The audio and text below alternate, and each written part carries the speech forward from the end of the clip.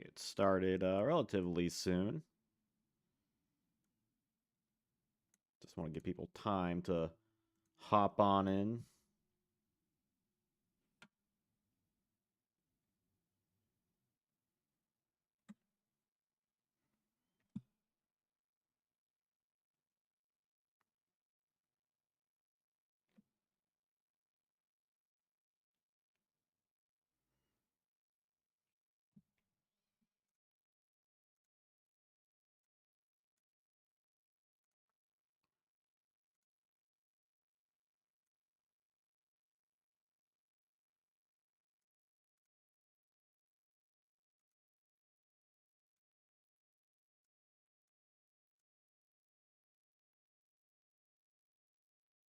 Got a lot of cards for Pharaoh's Servant, looks like.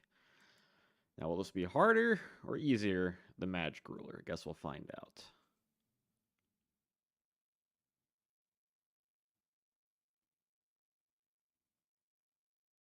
I notice we got some different artwork here for some of the cards. I think this is Dimension Hole. Is that Rush Duel? Is that the anime version of Shift? Why all like the weird ones? I might just found this on the website. The different Janjo art, Premature Burials, OCG, original art for Shallow Grave. I don't recall if Grave Robber got changed at all, because the Grave Call the Haunted, the OCG. The Lost art, same thing with the Legendary Fisherman there. And that might be it. That might be it. I don't know if Numinous Healer has different. I don't know if that's supposed to be a plus instead of a heart in the OCG. Buster Blader's different. Another alt art. I believe this is an alt art too. Or the TCG version. Or the OCG. I don't know which one's which. Parasite. No, Parasite, different too. A lot of different cards.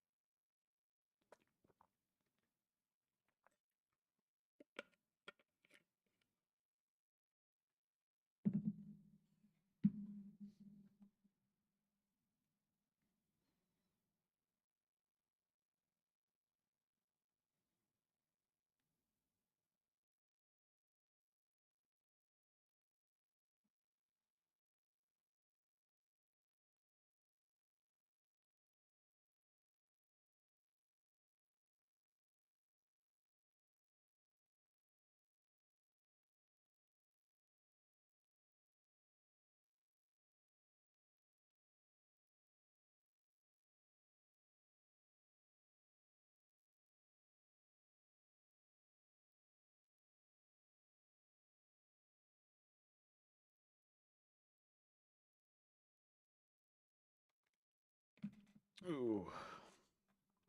Probably get started soon. I'm just waiting for more people to show up.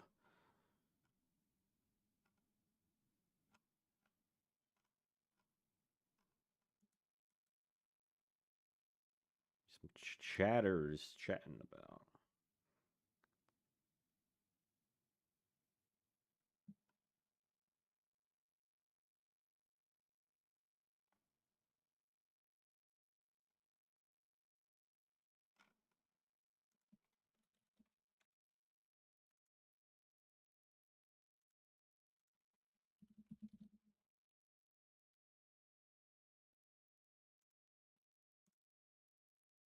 Yo, Hobby, what's up? What's going on, my dude?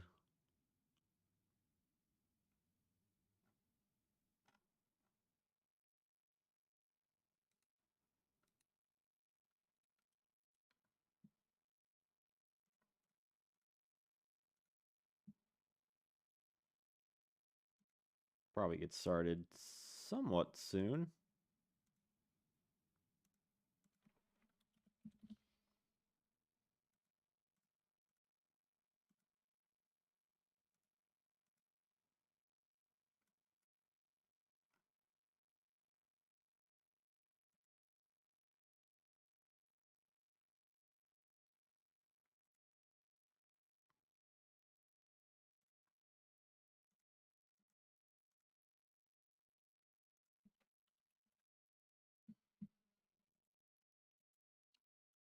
Hopefully this list is similar to Magic Ruler, because that set was really like balanced, all things considered, like way more than the other sets where it was like a lot of really good cards,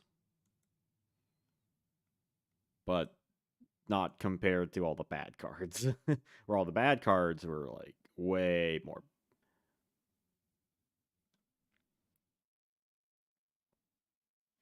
Been working on a custom season 1 card pool format. Actually pretty close to the PSV card pool, but a lot of banned cards, some OCG cards. That kind of sounds like Eternal Duel of Soul. Eternal Duel of Soul went to Pharaoh's Servant, but it still included some OCG cards because it was um, based on an OCG format.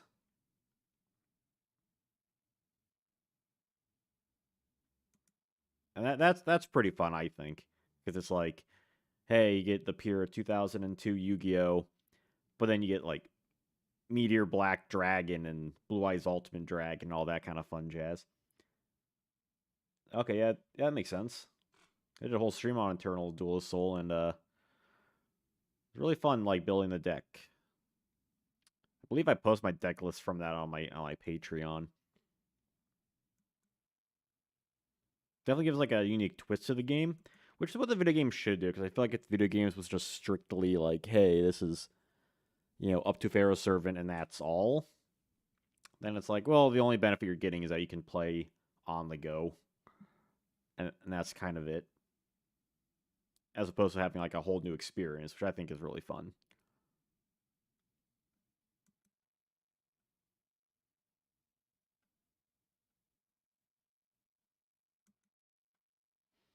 Definitely Eternal Duel Soul format. I think it'd be fun to have like alternate video gamey formats like that.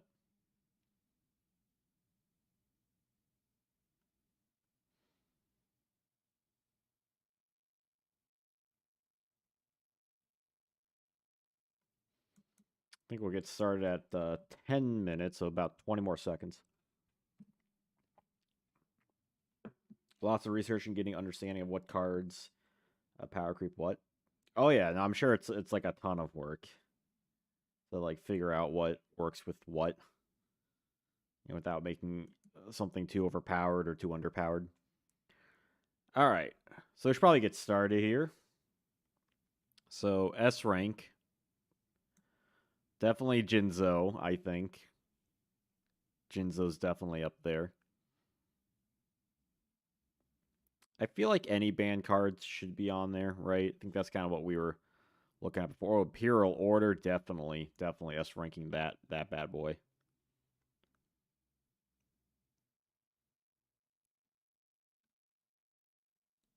Kariba Multiply, Scapegoat, Chavez. Yeah, Mirror Wall was one of those cards that was definitely hyped more back then. And I still think it's a little bit underrated, honestly. It's just like a blanket shrink. And you only have to pay if you want to keep it up afterwards. Like you can activate it and use it and have it just be like a one use like trap protection. So you can let like your other cards just attack over stuff. I think that's pretty awesome, personally. White Magical Hat. Oh yeah, White Magical Hat. Pretty good. From Metal Raiders. But this one we have the Magical Hats. This is a little bit different. Thousand Eyes Restrict is an interesting one. Yeah, Magic Hats is really cool because you can do a lot of unique things with that. Like with I think Odra Magic is probably like the popular one, but you can even do stuff with like Exodia pieces and Backup Soldier.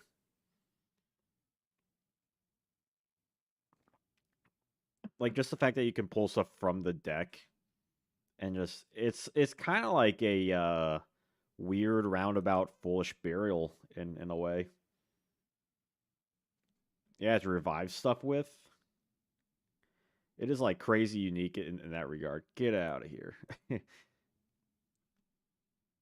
Like it feels like I mean I just had a few examples, but I'm sure it doesn't even tap into the full potential of a card like that.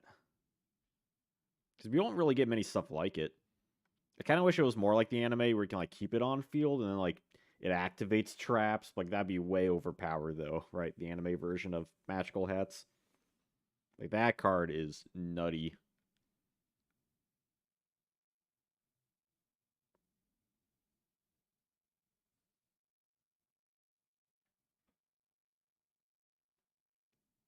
Let's see here. This might be kind of a tough one, actually. It might be a little bit of a tough one. 'Cause a lot of cards have like more theoretical use, right? Like I feel like limit removal is an A tier card because like machine OTK. It just lets so many things just destroy other things. And premature burial. I could see an argument for an A tier. Was Prima ever banned? Let me look into this a little bit. Yo, Moose, what's up? Buki, what is up? Never miss a tier list video. Yeah, limiter removal. Pharaoh, sir, 2002. Ain't that crazy? Oh yeah, Prima's still. Holy crap! Yeah, that's S tier. That can be abused. I don't think limiter removal was banned, was it? No. I think being banned is like that's what's gonna put the S tier. Yeah, Brionek. I had a feeling like it was. I just didn't recall. Like, in fact, it's still banned. I wonder if it's only a matter of time before it comes back. See, cross out, no. Thousand Eyes, I don't think was banned. That was only just limited, right? Oh no, it was banned for a while. Holy smokes! Really? I'm a little surprised it was banned for so long. I mean, once you get rid of like Metamorphosis or like, I guess Insta Fusion, right?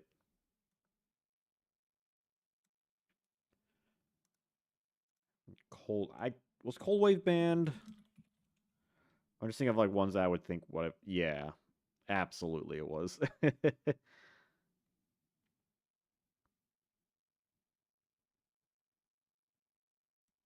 like that might be it for the S tier stuff. Unless Call was Call the Haunted Band. I know Call's really good. It was banned for a little bit. Yeah, I think Call does like so much. That's probably it though. Like we know there are definitely like really good like Dust Tornadoes A tier. Just more back row, but like in trap form that has like its own utility. Hustler, bonjour. Was Time Seal banned? Was it? Oh, wait, what? Why was Time Seal banned for so long? It's a little sus.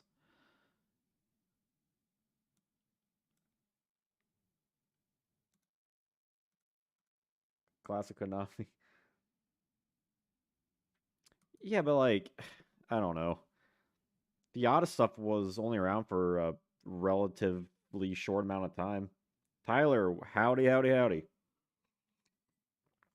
It's like I'm thinking 2006. I'm like, yeah, there are decks that could use it, but it's like by 2006. I mean, got better cards,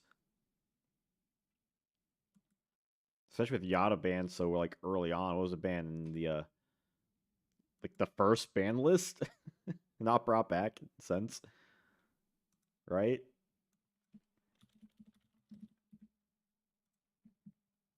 Morphine Jar 2 was also banned.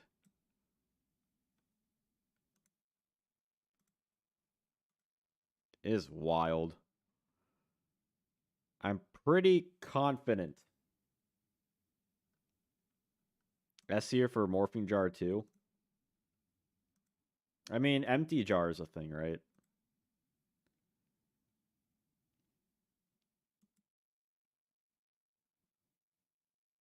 Yeah, I can't imagine. Ceasefire wasn't banned, right? Time for Time Seal. I mean, honestly, I probably would have put Time Seal in like A or B tier.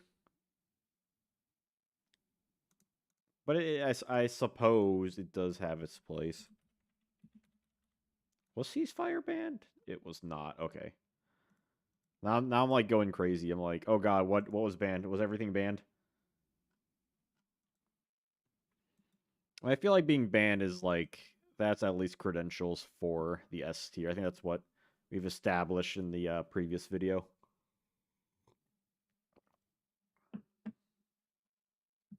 It's good old blanket. Nox in A tier. I can even see an argument. Like even like a lot of these cards are still like super good too. I mean, it's not like so per the usual lists, this is all things considered within the TCG. So no OCG, no speed duels, just the TCG, and we will be covering like all the aspects of the card.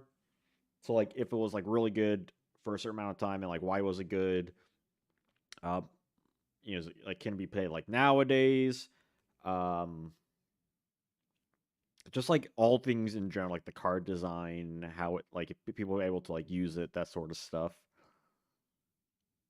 I'm probably not explaining it like super well, but if you watch like all the previous ones, I probably explained it better. At least in the last, I feel like I explained it well in the Magic Ruler one. I watched your Troop Dupe format video yesterday. Super interesting. Oh, awesome. Yeah, the GX one, the GX content. I feel like I was in like a really good groove during those. That was a ton of fun making those. Honestly, the Troop Dupe one, Trooper format could have been like two separate videos. Like in hindsight, like I really should have done like an Airblade video and then a Trooper format video. But I decided to do one. I think like while editing, I was like, gosh, this should have been two episodes because that was what like 27 minutes. I think like it was one of the longer episodes. But that one was really fun though. Like I'm a big fan of 2007 Yu-Gi-Oh in both Trooper format and Perfect Circle format. I think they're really fun metas. Harpy's brother, Hans, what's up? Oh yeah, he'll always be Harpy's brother in my book. Sky Scout, psh, get out of here. Honestly, I would think he's a solid B tier. I mean, another 1800 by this point, like pre Gemini Elf, he's still good. Like people still played him. I'm like, yeah, he's not like lodging. We even got 7 colored fish, but still, 18 is nothing to scoff at.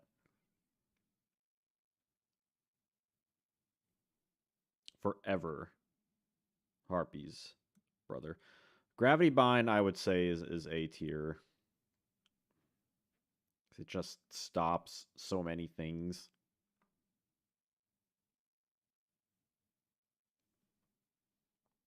Sky Scout, bah, Harpies, brother, for the win. Yo, Lee, what's up? Welcome back to the Janjo live stream. It's a wonderful Thursday. First day of February, or should I say Janjo-rary. The last month was Janjo-wary, so I feel like we got to continue it on. Janjo-wary?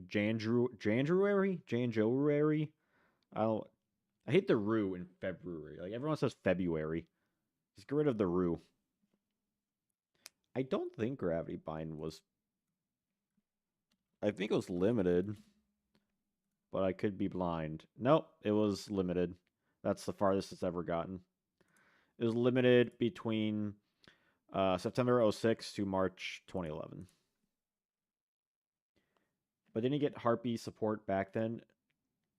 No, it was just the name. He wasn't included in cards because all the support always specified like Harpy ladies or Harpy lady sisters, I believe. Unless the one exception might be Pet Drag. No, Pet Drag Harpy. Yes, yeah. So everything specifies Harpy or Harpy whatever. But the only one that I think specifies, I don't know when they changed it to Sky Scout. I mean, there's a possibility something like baby Harpy's pet baby dragon might affect it. But definitely by the time we got Fearsome Fire Blast, he was changed. I know that much. Yeah, Frog the Jam situation. Yeah, I mean, there might have been like a couple cards, maybe, but at that point, like you weren't gonna be running him unless you're playing like a really old school tribal deck. It's called Birdman.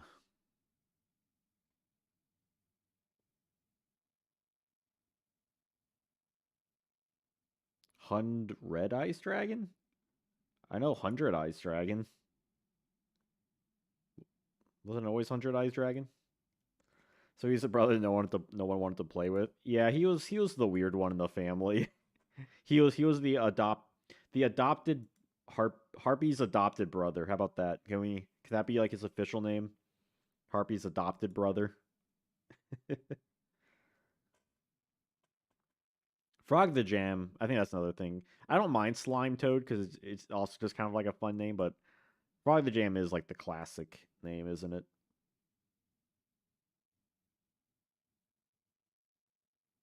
But how before the 100 Eyes? Wait, was he? Wait, let me look into this.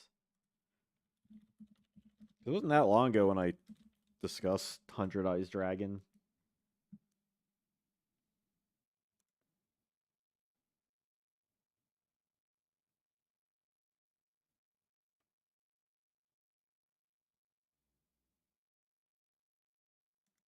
Yeah, they don't have like any of his art on a gallery. There you go. Oh yeah, he doesn't have a hyphen.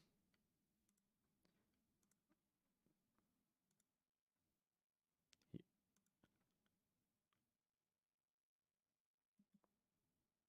he would get a hyphen in the Shonen Jump promo though. May 2010. Wait, so he originally had a hyphen. Okay.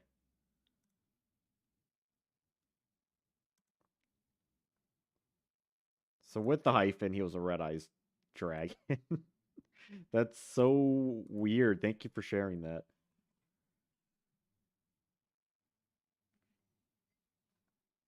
Yeah, because he originally was printed with the hyphen, then they removed the hyphen for all subsequent releases, even up to this day. In the recent Maze of Millennia, like he recently just got a reprint. Do. I'm a petition of less important cause for me. You know, Daddy saves from the modern meta, please. Yeah, this is a bonfireless stream. I miss Red Eyes B Chick.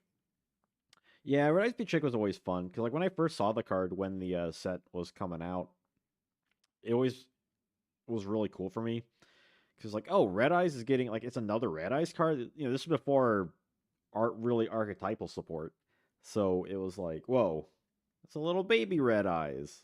Like I don't know why they didn't. I mean I don't know why in the OCG they didn't have him just be a Red Eyes card, but I guess they had more of a lore of like the Black Dragon then becomes the Red Eyes, but doesn't Black Dragon chick have red eyes? Right? Isn't he a red eyes Black Dragon? Or a chick? The booty chick? Booty. It's like people play him a red eyes deck, so I guess like what's the difference? Arsenal summon yeah, Arsenal summoner can't summon like he can summon Guardian monster, but not the specific 20. Ninken dog. Yeah, we need more like ninja dogs. We need a retrain of Ninken dog, but for like the ninja archetype. Ew, history of Yugioh. What is up? Yeah, I'm a big fan of like the ninja archetype. I think they need a dog ninja, like an official one with an effect, except Celtic Guardian. Yeah, I think a lot of it just has to do with the OCG like name translations. I think Goblin Attack Force is an A tier. I think him just being a step above Harpy's brother makes sense to me.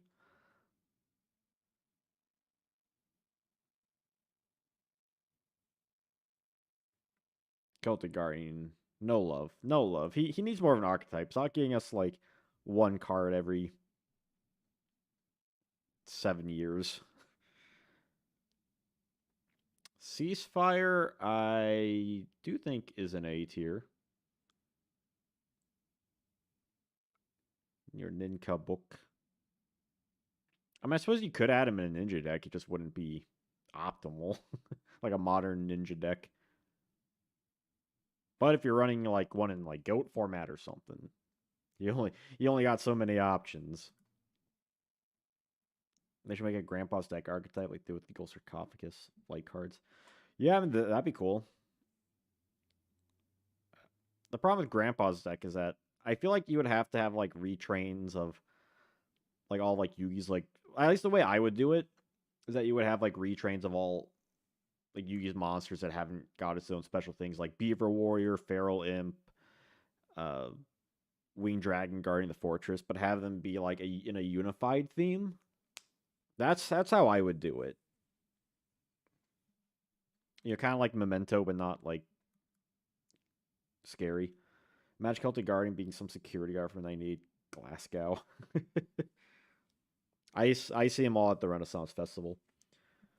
There's an episode of Yu-Gi-Oh! Where a bot used DNA surgery to change Go tokens to Dragon Fusion 5-headed dragon. That's pretty busted. Like, I'm aiming for a 5-headed baby dragon. We need that. DNA surgery. I feel like DNA surgery. I think that might be like a C. Let's get the two-player starter deck, but everyone's loves dunking it. Hey, if they dunk it, that doesn't affect you at all. You know, like if you want to get it, then get it. Like if you have people to play with, then or people who want to learn the game of Yu-Gi-Oh, then why not? DNA A for sure. The problem with DNA surgery is that it never. I mean, aside from like a couple of very obscure combos, you know, like of course you got the insect barrier, but it doesn't really do like too terribly much, or at least not that makes it worth it compared to like floodgate cards. You know what I mean? But does it come with a comic? What? Get out of here! Most people are just getting it for the Zeus.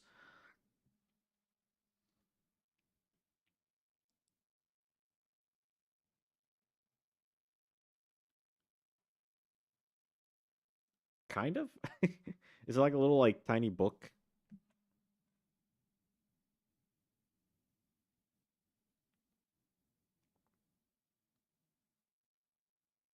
It's a the play by play. Yeah, because it's the whole idea of it is that it's like it's put all the cards in a specific order and play with it, right?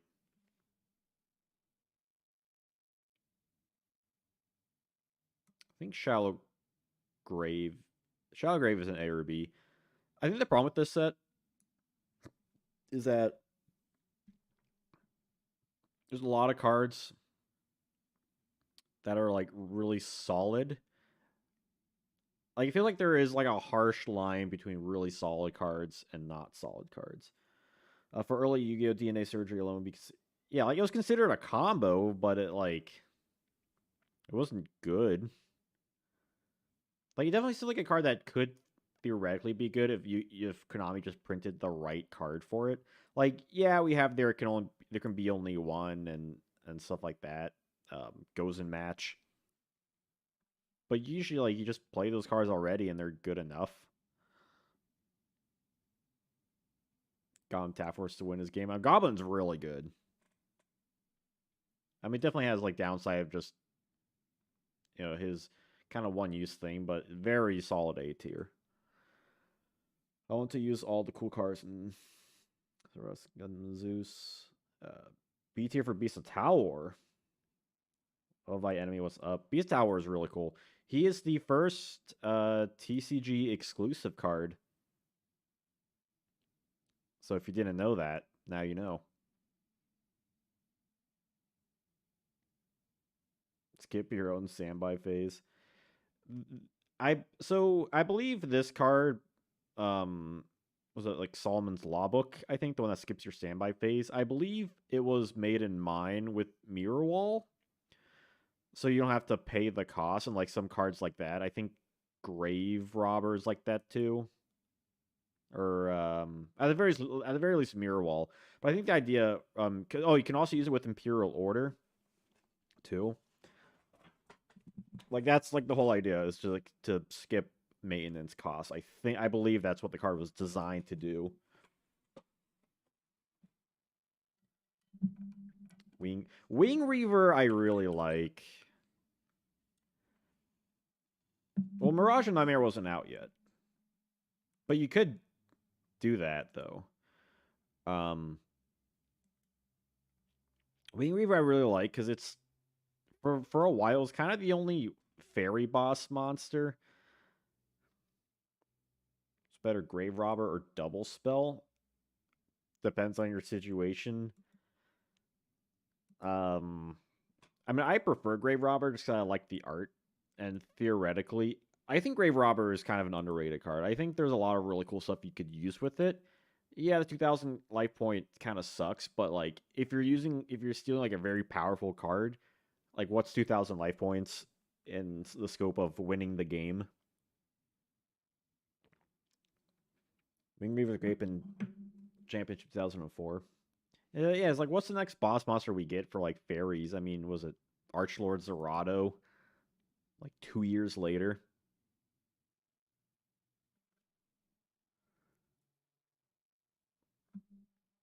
But yeah, it's not a good card.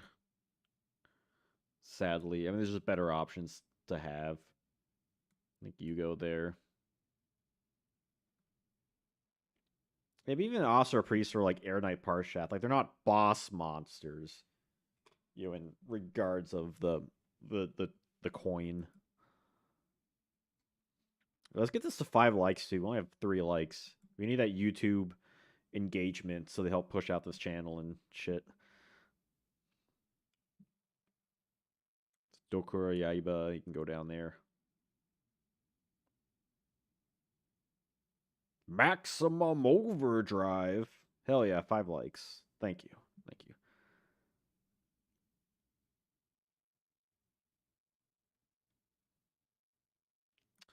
I feel like Magical Hats is like a very prominent, like it's a very comfortable C tier.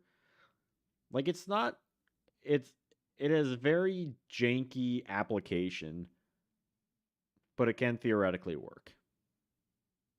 And I think that is strong basis for a C tier. Maybe bossy monster that can never run the organization.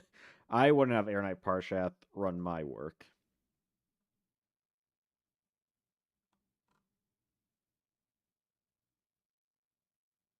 Yeah, I was mentioning that earlier. It's like a weird early foolish barrel. Like it does have some kind of neat combos, but again, it's like super janky, right? Like you're basically playing it. Like the only deck it really fits in well is like Ojama. Head to head battles. I've not heard of that.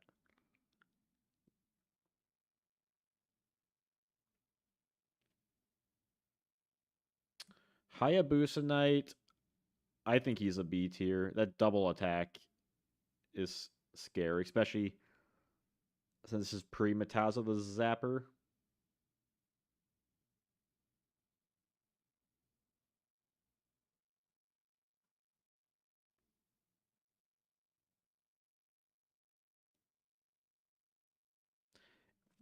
Yeah, there's just a lot of cards. I'm like, where do they fit?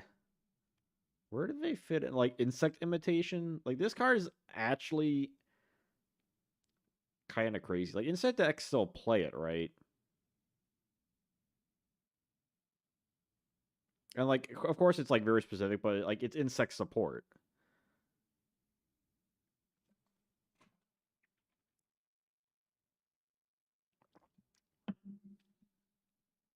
Souls of the Forgotten. You can go down here. Dark Bat. Mista Volcano.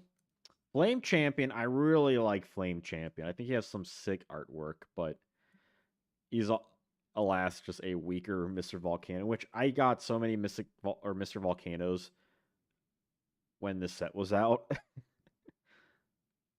I eventually pulled a the Ultra Rare Magical Hat, so that was a very exciting day. Yeah, insect imitation. I think that might be an A tier card. Just because it can get out so many things, and even just for early Yu-Gi-Oh, even if instant decks weren't meta at all, like that is pretty wild. And it just kind of like it holds up too. Like I think that's the basis for an A tier. Like, does the card hold up relatively well? I mean, some cards like have their place in history. I think that's another like it's not just one reason for A tier, right? Like you got different ways to enter the A tier class.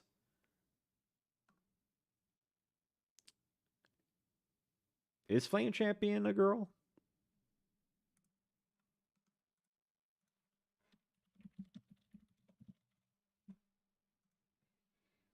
Um, I can't tell. I mean, maybe this is a warrior. Oh yeah, according to Wikipedia, yeah, her emphasis on her shield.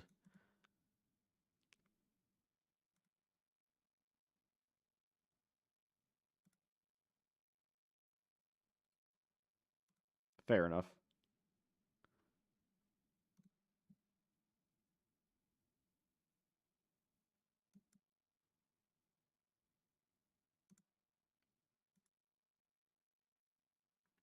All right, I'll concede to that.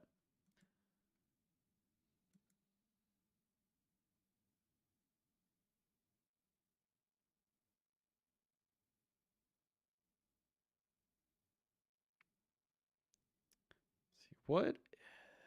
Hmm. I think Michizuri, that's a C tier card, right? It's not bad, but it has its use. Do we want to bump Magical Hats to B tier, or do you think C tier is fine?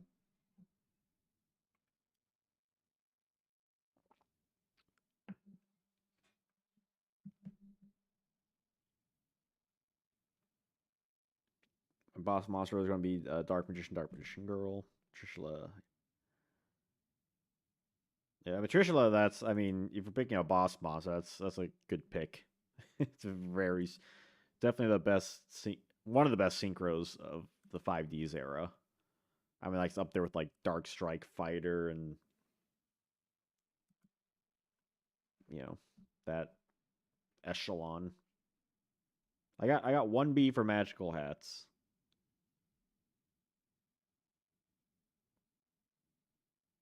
Cyber Falcon, you can go down there.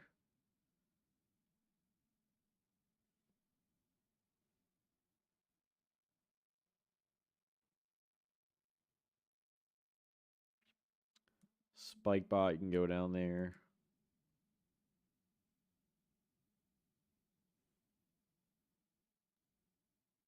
Coral Dragon.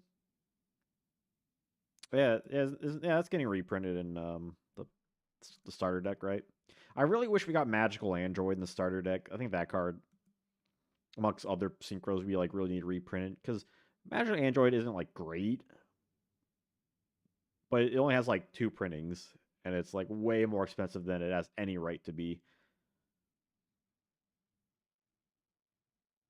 Monster Recovery. If this was an anime, that'd be broken, but pretty trash otherwise.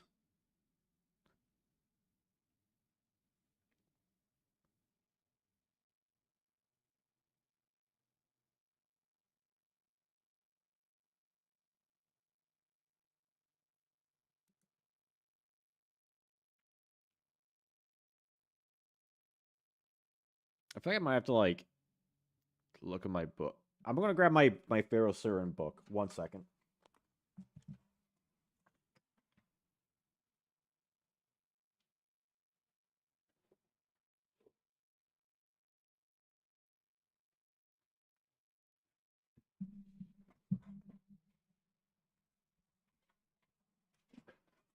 Question: has anyone ever used Thousand Eyes Idol?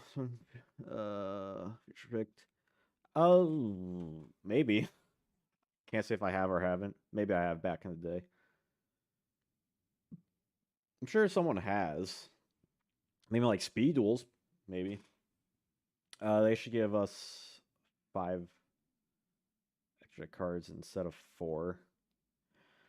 That I mean, yeah, that's fair. But I guess the way they balanced it out was a little bit different. All right, so this is my Pharaoh Servant book. Well, recently I actually finished my Dark Crisis set. That was very exciting.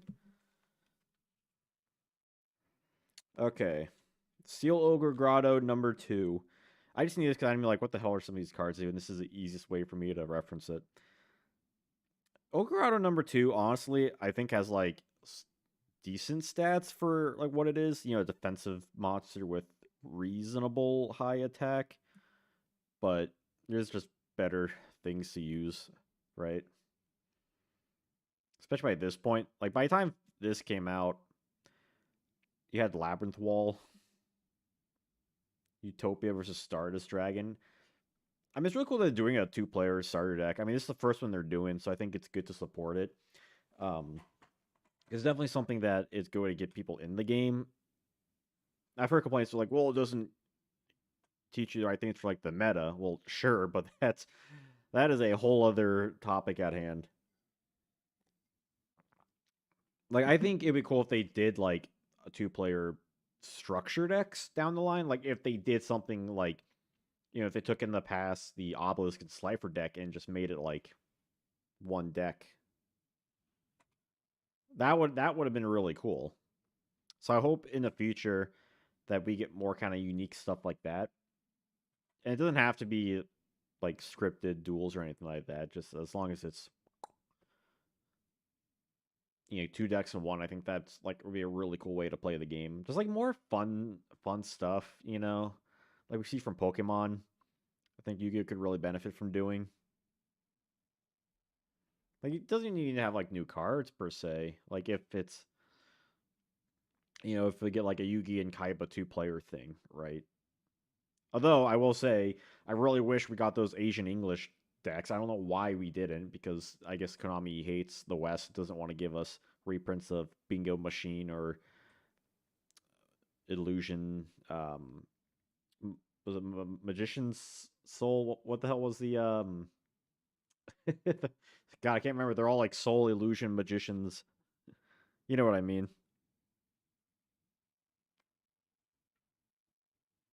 The one that's like $30 a pop. More stuff like that, please. Thank you very much. Shallow Grave is really good. I think it definitely has some like weird uniqueness, so I think B is good for that. Magician Souls. Okay. Okay. Like I love Dark Magician. I played the hell out of them back in like 2017 or so. It was post Dark Illusions, so like, you know, we had Dark Magic Circle and stuff like that. I loved my Dark Magician deck. That was so fun. Like that was a deck I'm playing. I'm like, I had like a very basic build at first. I'm like, yo, this is pretty nutty. And I messed around with that a lot. With like a what was the Dark Magician, like the Master Knight or whatever it was? Dark Magician, the Master of Dragons, something or other.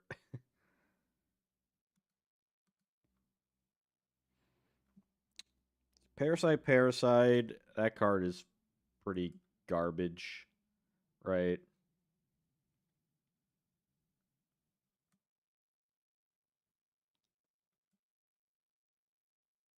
Like it's kind of an interesting gimmick, but unless it's like speed duels, which we're not factoring in, we can just like get out of here.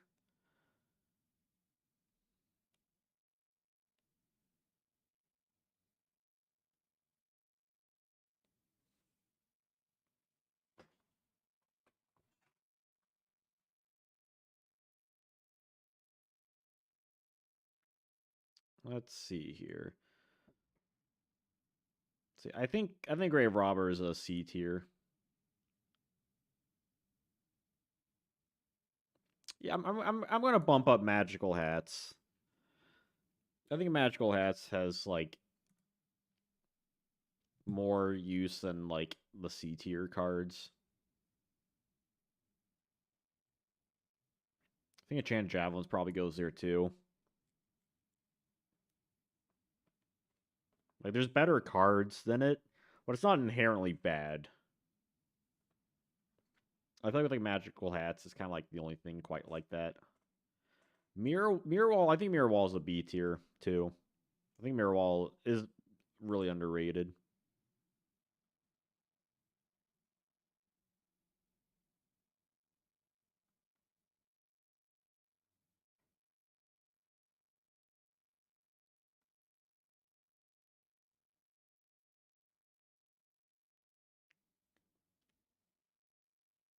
I mean, Thousand Eyes Idol, that's definitely D tier.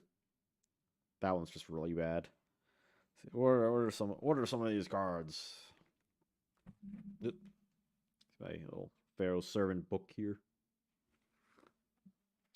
I'm probably not gonna do a thing where I did the previous stream and like go through the whole book. As well as I don't have any like magazines planned out or anything. But there's definitely a lot of trap cards in this set, which is kind of ironic because Janjo is in this set.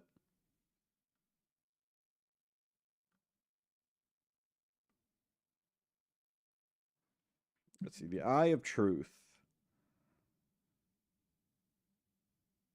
That seems pretty bad. I mean, you could theoretically do something with that with like later down the line with like Mind Crush and DD Designator, but you have to give them 1,000 life points. Like you don't have an option. Like it'd be cool. Like it'd be way better, honestly, if it like you had the option to pay or destroy Eye of Truth. I mean, yeah, it's only like if they had Magic card in their hands, stuff like that. But even still,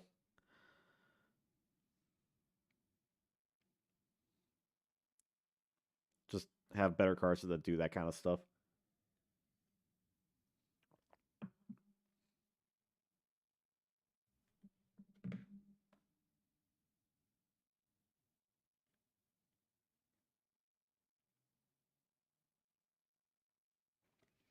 Yeah, let's see. Grave Robber. Spelling Prone's Graveyard. Yeah, because I think with Grave Robber, if you use a card like I was saying earlier, if you use a card like Pot of Greed or Raigeki or like when Graceful Charity comes out, like that's really kind of crazy.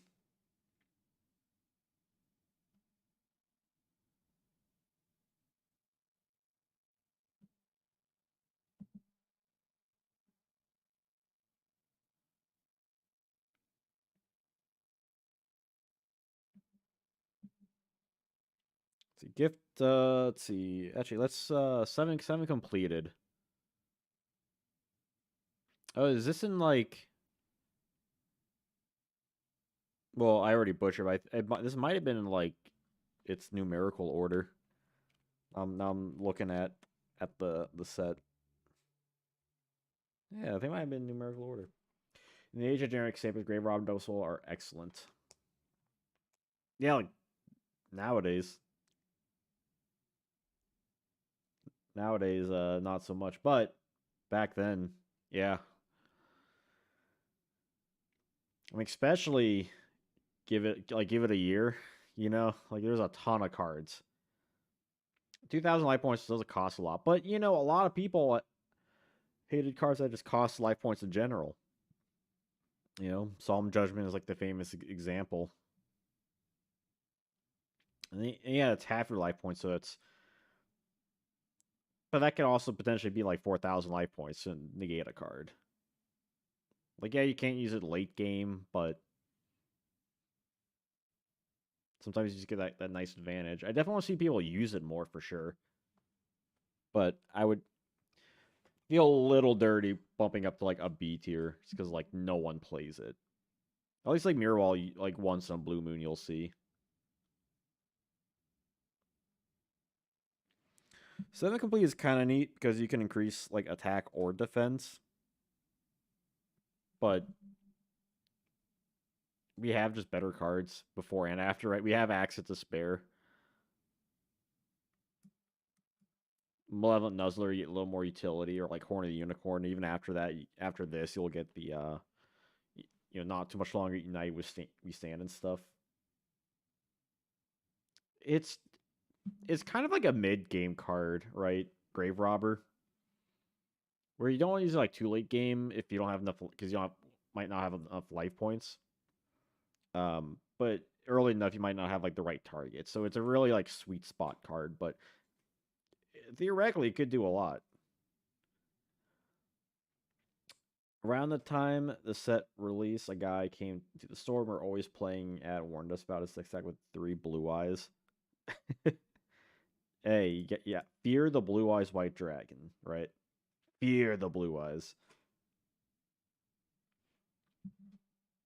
Light Force Sword, I think, is fairly solid because it just like gets rid of a random card for like a good chunk of turns. Like it's like a weird hand control card, especially like if your opponent has like no cards and you attack into like a Sangan and you just rip that card right out or something like that. So it's called Metal Raiders Metal Gear. Metal Raiders Solid. Blue Eyes was crept when Fissure came out. So LOB. A lot of people played Blue Eyes back then because it's not like everyone had, these optimally built decks or anything like that. So a lot of times they would get out of Blue Eyes and like that would be it in the OCG. I mean, that's even worse though because in the OCG, Fissure came out before Blue Eyes did.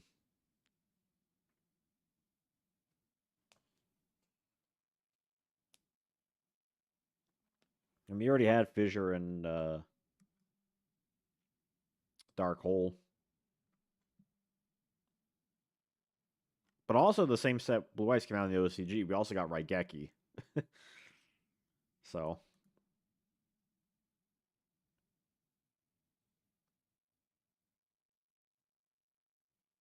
no, so Fissure was a Volume 1 card. So Volume 1 had uh it was Fissure, Dark Hole, and Trap Hole. Those are like your 3 back row cards. And then Blue Eyes came out in the starter box, which was after. So it was Volume 1, Booster 1, then the starter box.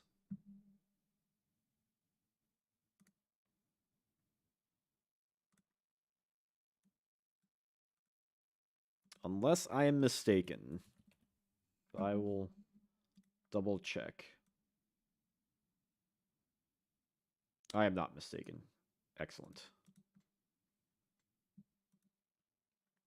So Light Force Sword. Is Light Force Sword a B or a C tier card?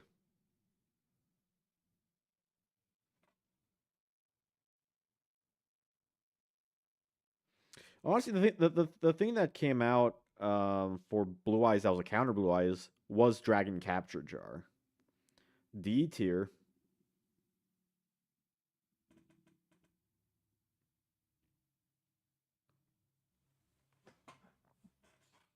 Horrible.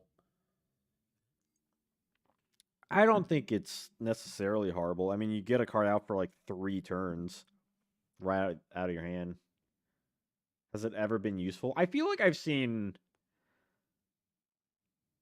maybe a deck use it once, maybe.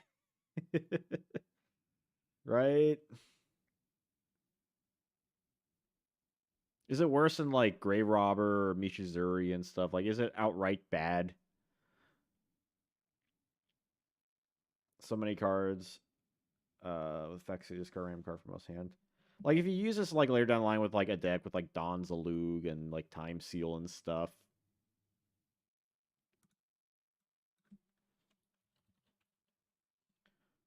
I mean, let me look up something here.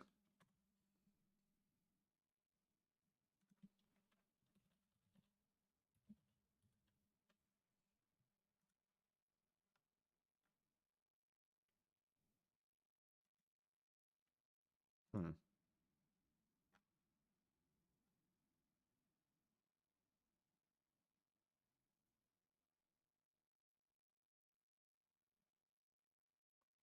Someone used it in a top 8 side deck in 2023 one person. It was in a YCS England, London, in their Kashtira deck. So someone has used it theoretically. I don't know at what exact point. I haven't. There's a video, so suppose you could always watch that.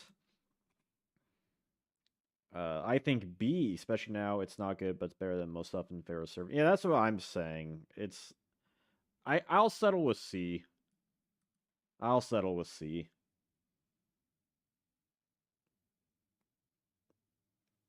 Like it's definitely better than a lot of like the D tier cards, right?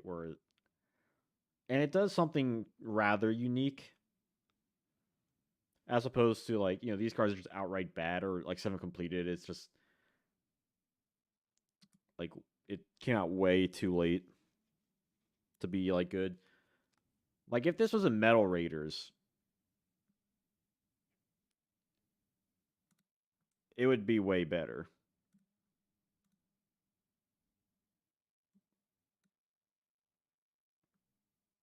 Yeah, that the list history just posts that's the Kashtira deck.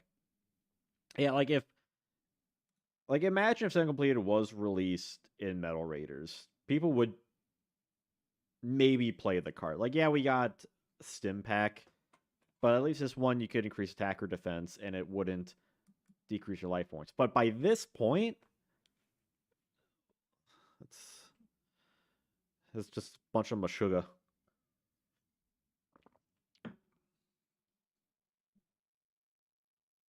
Force Requisition, I'm putting this in C. I think this card is like a really weird example of a card that is just like it is almost there. It is so close to being there.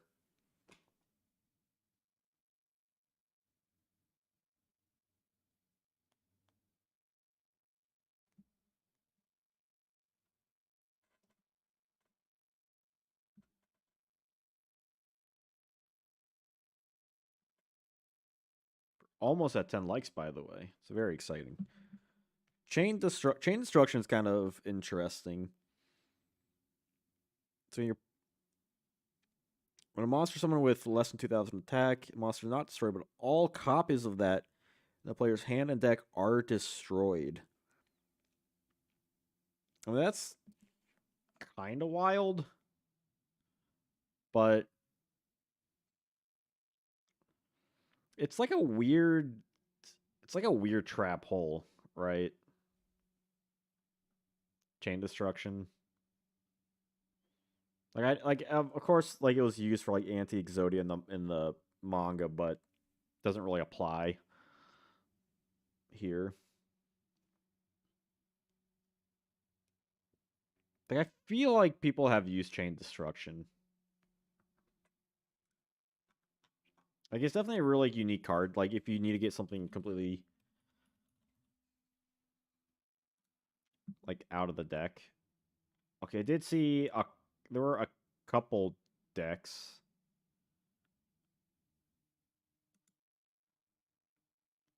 Highest being a gadget deck from SJ Orlando 2007. That was side deck. It's also in a top 8 spellbook deck in 2014. That was also the side deck. Yeah, I think like I don't think it's a D tier. I think C's fits well with it.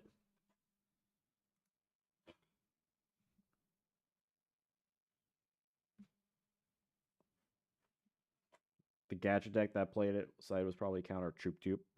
Yeah, possibly. I mean, yeah, like it is like a weird gimmicky trapple, but I can see people play it nowadays. Like if the meta so much decrease it. But until that point comes, like there's definitely a lot of cards in the set that feels like it could be used in the right scenario. There's a lot of situational cards, but like if they were used in that right situation, it would be really good.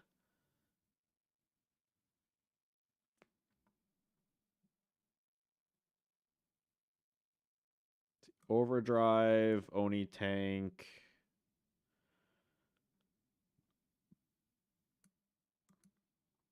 pretty bad.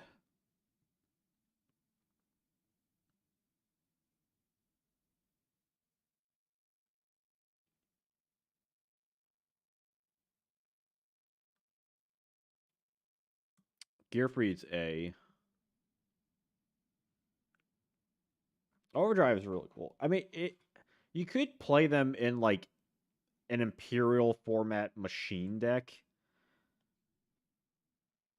but just because they're just the best options you got, aside from like Mechanical Chaser, I believe. Correct me if I am wrong. Magic, I think Magic Train might be an A tier. Is Magic Train A tier? A or A or B? Magic Train's really good. I think it's really underrated. Like I've used it even as late as like I don't know, 2016, 2017 Yu-Gi-Oh. Like it just straight up negate a card. Like your opponent has to lose a card when using it. Dust Tornado is pretty good when I use. Oh, Dust Tornado is really great. I mean Dust Tornado is an A tier card. I'm seeing an A tier for Magic Drain. Magic Drain is like criminally underrated. Like yeah, your opponent can negate it, but they still lose a spell card in the process. If and it's really hard choice by them a lot of the times if they want to like discard like a card. And sometimes they can't discard a spell card to negate it, and then they're boned. They're in the bone zone, and you don't want to be in the bone zone.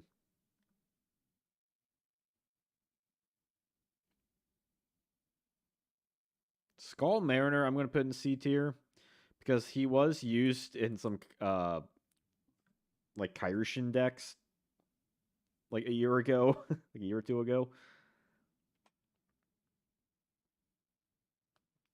That was like a level 4 water monster. And his warrior attributes sometimes can like come into play. Yeah, Kairishin plays him, which is a little janky. I mean, there are arguably like different options, but he has seen play. Kairishin is great.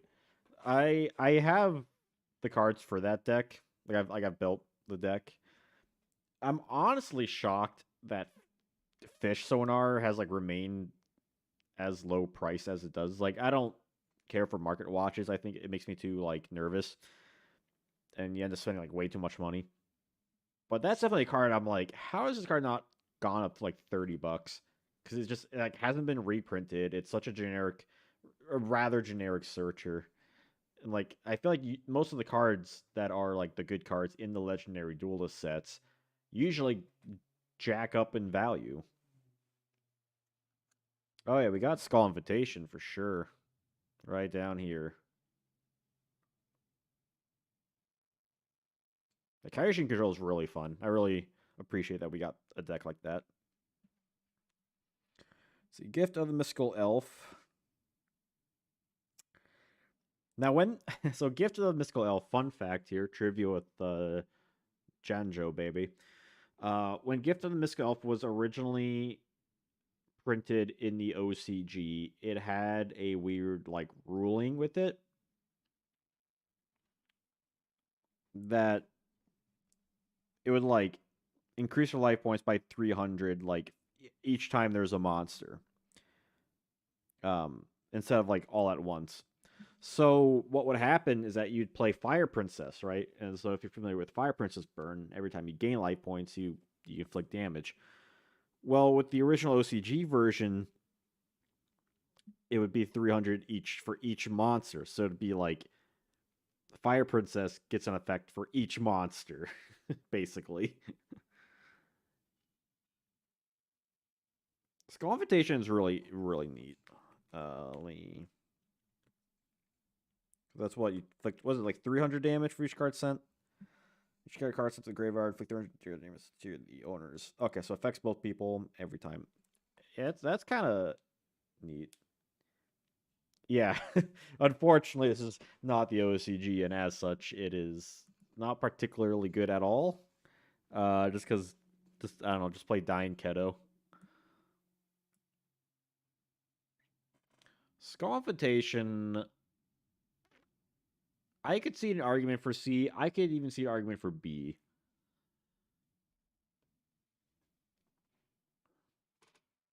It's a weird burn card. Like there are better burn cards that aren't like later down the line, we get like Dark Room of Nightmare, and I mean, if you really want to be like kind of guy, you got Dark Snake Syndrome, or even you even get like Coffin Cellar and Nightmare Wheel and stuff.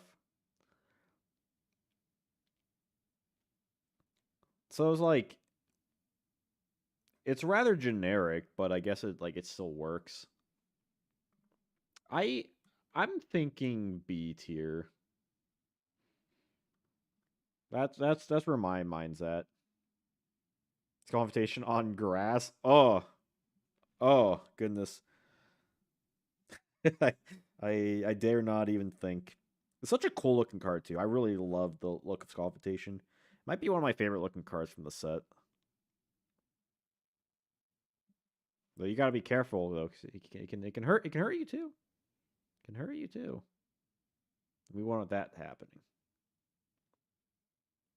Also, other weird burn card. The type was a Type Zero Magic Crusher, I believe it's called. Yeah, this card. When I first pulled this card, I'm like, oh, I could totally build a disgusting deck around this.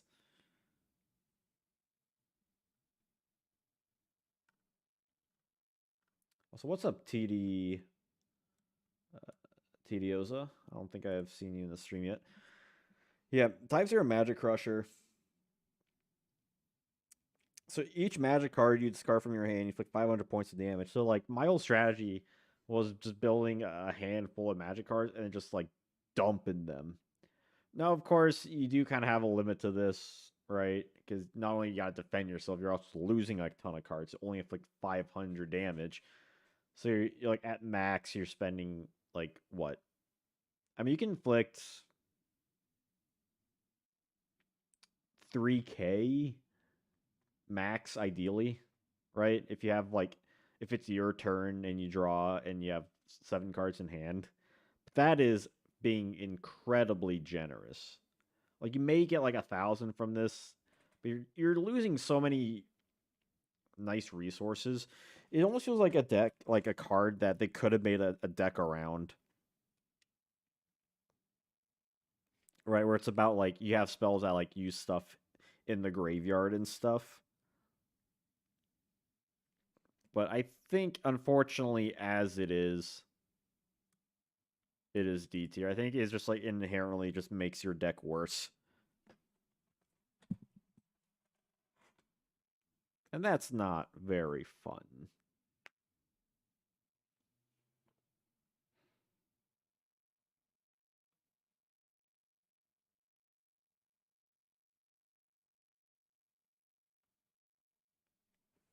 Hope everyone's having a good night or whatever time of day it is. Still enjoying the stream. If you're enjoying it, you haven't dropped a like, consider doing so because YouTube enjoys engagement. By the way, I got a new video coming up this Sunday. It is the next Yu-Gi-Oh! History video discussing the Shockwave format, so late 2011 through early 2012 Yu-Gi-Oh! It's currently up on the Patreon. If you haven't checked that out yet, we're only $2 a month. You can see my videos early, and this one's pretty fun. The Shockwave format. We talk about like Dino Rabbit and Inzektor and Wind Up and the new Dark World stuff. So it's really exciting. I'm really happy how that video turned out. Again, it's available currently on Patreon if you want to watch it like now, right now. Alternately, you just have to wait like a few days, to like Sunday with everyone else. But that's coming out, and then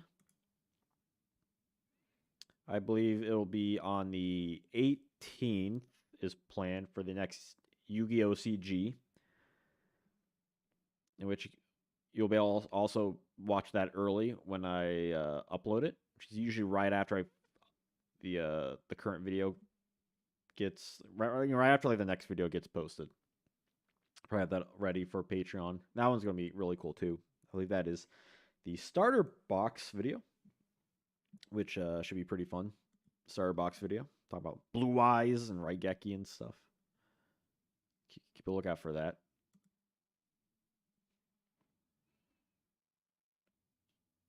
All right, so let's knock out some of these other cards. So Infinite Dismissal, much different from the anime. Would be awesome if you do more kind of JDZ. Love the goat format boss. Oh yeah, no, that was really fun. If you haven't seen it, I actually did a. He was on the first episode of my podcast, which is on my channel. The In the Zone JDZ. No, yeah, JDZ is great. I would love to work more with him and stuff. Just things need to align. But yeah, absolutely. I think it'd be fun to do more commentating stuff. Maybe one day I'll do some goat commentating, but I'm usually a pretty busy boy. Let's see, Infinite Dismissal. All monsters level 3 or lower that are summoned to the field during this turn, but it's a continuous. I guess, I guess it means like the turn is active, like the turn it resets each turn. Let's try the end phase. So it's kind of like a weird slow version of Wangu. Yo, Cheshire, what's up? It's finally February. It's Janjo. Probably my place. Don't you live in like Mexico? I mean, I would love to. Can we ask Nick to like fly me down to wherever you're at? We'll party.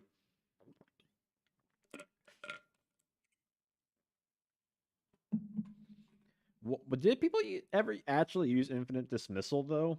I mean, I can definitely see where like the use was, but I mean, I guess it's like a weird counter to like gravity bind decks, right?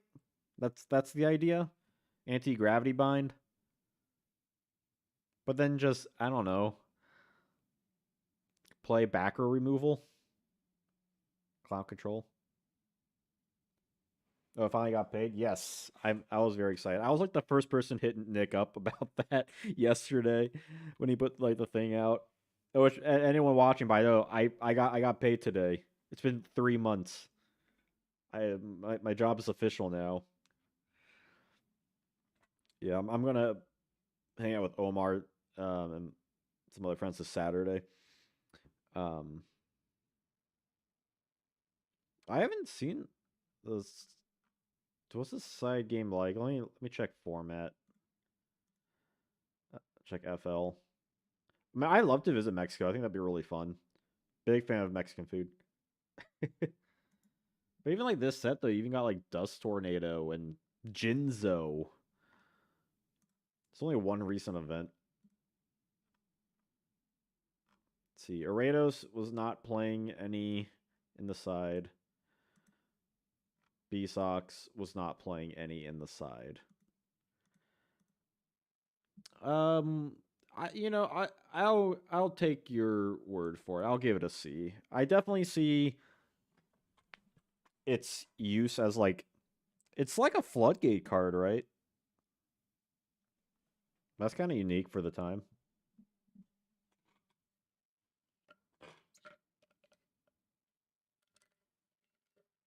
No, Nobleman wasn't actually banned. It's got limited. Yeah, I have to freshen up on my Pojo archives deck list, I suppose. But even that was like, yeah, I can definitely see where that's coming from though. Because I believe Clown Control was more popular back then, but I could be wrong.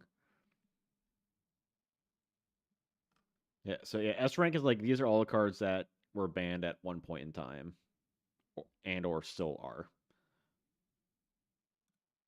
And I checked other ones too. I checked Stuff like Gravity Bind and Knock and whatever. And yeah, no. Surprisingly, I know.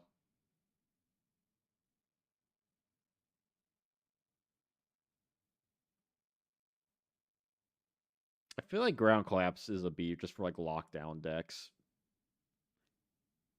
Thousand Eyes Restrict, the Shut Up I Won card. Thousand Eyes is kind of crazy.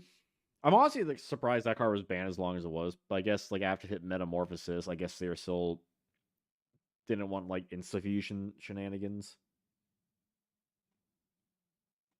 Yeah, Jinzo like speaks for itself.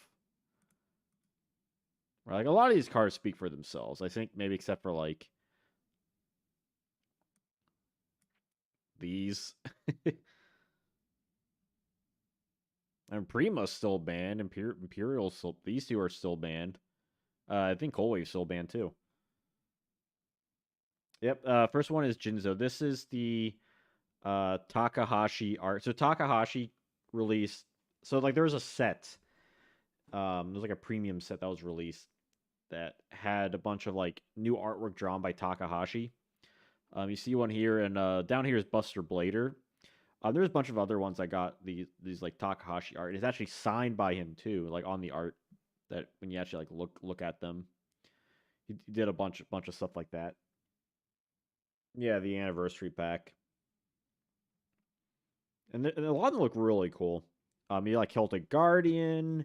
He did like Dark. There's stuff that was released like outside the anniversary pack too. That you can definitely tell when it's Takahashi art too, which is really cool. Like there's a Dark Magician Girl one he did down the line. There was like very special ones he did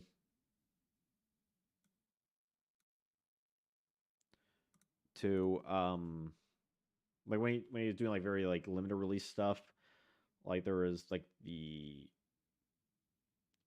Palladium Oracle Mana and like True Exodia, which we still haven't got True Exodia yet. Summon Skull, yeah, rest in peace Takahashi. I remember that day very vividly because I had a like an all day work shoot that so I had to travel to film this like variety show at this like other city. Like it was a whole drive thing, and like that morning I found out. I'm like, oh my god, that was that was a whole day. Someone Skull one's really cool. Jinzo's really cool. Jinzo and Tonic is really cool. Shout out to Jinzo and Tonic. Let's see here. Dimension Hole, which I believe is this Rush Duel art here. Remove one monster from your side of the field. This card's team play, right? One monster from your side of the field until your next standby phase. Because like they use this to like play around cards, right? I feel like I've seen people mess around with it. Anyway,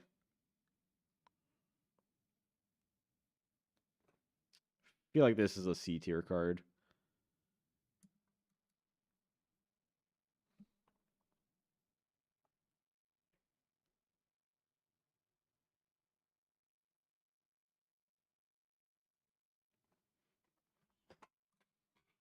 We got 10 viewers. We need 10 likes. Let's match it up.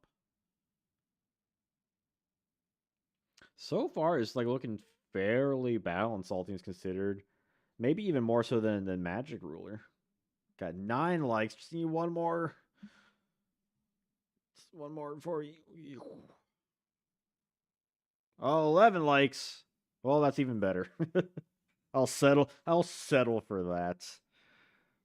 Oh, now we got 12 viewers and 11 likes, and now it's not balanced anymore. Gosh darn it. I feel like the one I'm avoiding is DNA surgery because that one's like such a weird, theoretically good card. Like, it's definitely not D tier. Someone has to leave the stream now. No, I think we just need. I think we just need more likes. I'm a like whore. What can I say? Shift is bad. Shift is really bad. Use the anime art.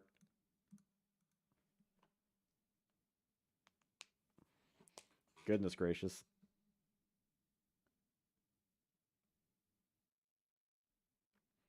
Prohibition's really good. I think that's like another solid B tier card. Because Prohibition is the original ban list. You just say a card like you can use this card like whenever. You just slap it down and be like, hey, don't I'd be a trick star with this card alone. I have you know. To say, hey, I call bonfire. Now that $100 card that you spent $300 on, you can't play that now because I just called bonfire. Ain't that pretty weird?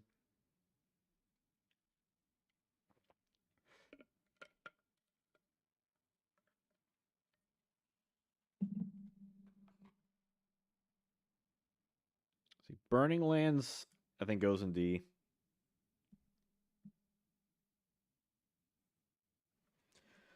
I feel like around this time, my favorite Yu-Gi-Oh era. Effect monster stats were more balanced and normal monsters aplenty with spells and traps having very interesting effects. Yeah, no, that's like definitely good like view on it.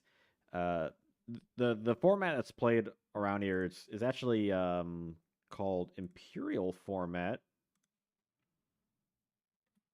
It's not like commonly played. Um it was definitely like unique if you want to learn more about Imperial format stuff. Which, fun fact, I named the format. But yeah, no, it's really fun. Like it is 2002 Yu-Gi-Oh, the meta game. It even includes the McDonald's packs and some other promos. But yeah, it goes up to like Pharaoh Servant. Um, really fascinating format. There's really nothing quite like it. Like it feels different from Treasure format. It feels different from Android format. Like it's really unique, and that's what I really like about it. Prohibition too strong, usually against popular cards and Master Duel. Yeah, that's what I'm saying. Like you just call a card and it's like it's an instant counter, and that's really funny.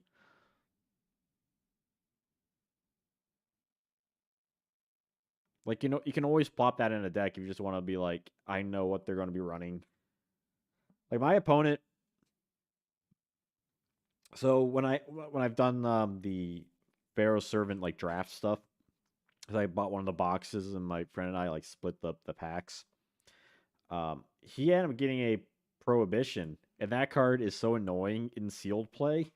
Because if you have like one back row card, they can just call that card, and all of a sudden you can't stop it. Like they can call Dust Tornado, and then you're screwed. Or Jinzo.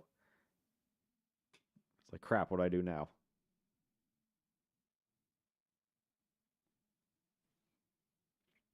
That's how nutty it is. Let's see. Shadow of Eyes. When your opponent sets a monster and a face up to face up attack effect. So the Shadow of Eyes is kind of interesting, right? So this set, Pharaoh Servant, had a few face down hate, right? You had like Nobin a cross out, you had Ceasefire, Shadow of Eyes, Light of Intervention. I mean, even like backer stuff with Nobleman of Extermination. Like had a lot of neat, just unknown hate. I think Shadow of Eyes is kind of unique in regards to that. It's a trap card, so you don't have to wait with Nobin a cross out, and it forces it to attack position no less, and it prevents it from using its flip effect. So if it's like a Magician of Faith, you can use it during the end phase of your opponent's turn, and then all of a sudden they have a face up very weak monster with no effect. Like it completely kills the card. I don't think it's any better than C tier, but I do think it has some like really interesting utility. On a release week, a friend asked me to pick a pack for him, and he pulled Jinzo. I never pulled anything from Booster. Oh my god. Yeah, no, I I pulled Jinzo in the recent seal thing, but it's also the 25th anniversary thing. But back then, yeah, no, I could never. I would very rarely pull anything good. Like the best I pulled from this set was magical hats, and that was after pulling like a ton of packs. If you didn't have ceasefire, yeah, it's essentially like a weak ceasefire, but does have some uniqueness to it, especially since ceasefire would end up getting like limited.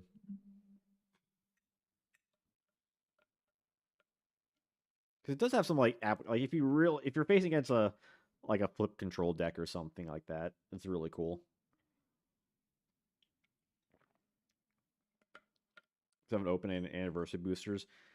That's always the struggle, right? It's like, do I keep it sealed and keep it like pristine, or do I open it? And I felt like, oh well, I bought them to play with, so otherwise I'm just buying useless cardboard.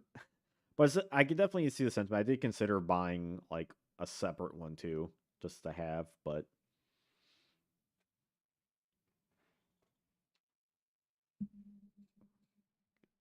Manino Glops, what's up, Hayabusa Knight? Yeah, he's a C or a B tier. Hell yeah. It's very rare I pulled anything like really good. I'm trying to remember like the best thing I pulled like back back then, like in general, like DM era Yu-Gi-Oh. Because like there's a lot of cards I traded with people to get like better cards.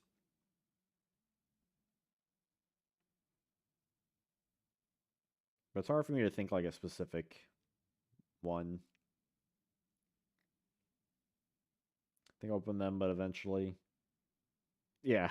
Yeah, when the time is right, just give it a while when you're feeling like really nostalgic and you're like, all right, I wanna crack this open. It's probably the best time.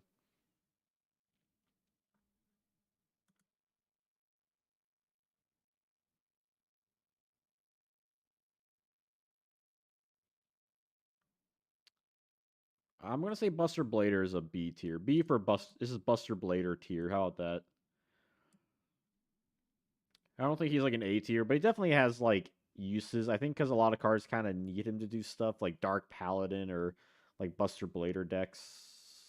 Right? Do Buster Blader decks even play vanilla?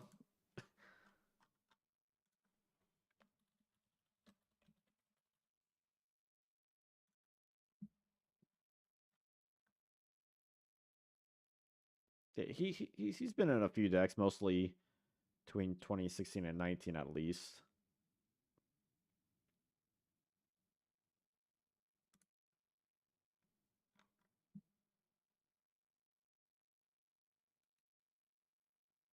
We're running at the match like good. Buster Blader Shadalls. Top 32. Yeah, then I think that's fair enough. Yeah, like I know they like hit bust like some of the Buster Blader stuff, but especially when a few years ago, just when Dragon decks were like all the buzz. That's as soon as one person started playing Buster Blader, like that was it. Busted Blader.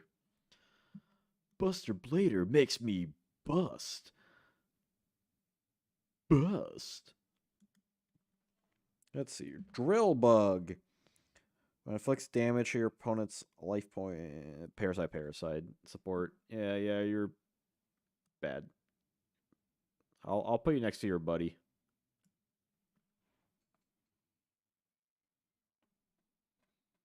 All seeing White Tiger. You can go there. Bite shoes, flip change attack, one face, but change position. Basically, just change position one monster. I mean, it's is there use? Is there use of that if you're playing like a really stally, but just play stop defense? I guess would be the better choice. You could theoretically use it on Goblin Attack Force. I think maybe. Is it just coping with bite shoes? Myth Buster Blader. Can Buster Blader's sword actually cut through a dragon's hide? Find out later. See, Sword Hunter. Sword Hunter, 7 stars. Get the hell out of here. I don't care what your effect is. I know it's not that good. Yeah, it equips destroyed monsters. With 2450 attack. Nah. If he was 1 star, he'd be a lot better. Or not, 1 tribute, I mean. The fact that he's 2 tributes? I think for a long time I thought he was just, well, 1 tribute. And I'm like, wait, hold on a second. No, he's not. Like, if they just. He's the other card that's, like, really close to being, like, kind of solid, but the fact just that level thing hurts him more than anything. Like, disregarding his attack gain or his base attack. Which even his base stat, his base attack 2450 is pretty solid. If it was a 1 tribute. See, Science Soldier, you can go down there. I know that much.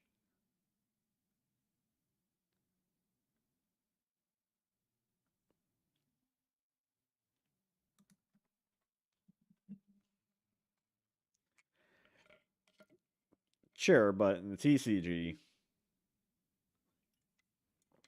hot garbage. Garbage. Let's see. Deep Sea Warrior. Umi's face of iron feels unaffected by magic cards. 1 tribute. That's really bad. That's really bad. We're 1600 attack and 1800 defense. Like, it'd be one thing when a legendary ocean comes around, but even by that point, like, what's his biggest worry? His biggest worry is getting beaten over, not magic cards. The Drifter, what's up? I love the card art for Overdrive and Oni Tank. Shame the cards themselves don't match up to the art. You could theoretically play them in, like, the Imperial format machine deck, but yeah, I mean, Overdrive has, like, the second best attack for a machine, and Oni Tank has solid defense, all things considered. But yeah, it's kind of a shame. Like, they really do have cool, like, Oni Tank. I mean, obviously we'll see Oni Tank in, like, other art, such as, like, Pole Position and like Chicken Game.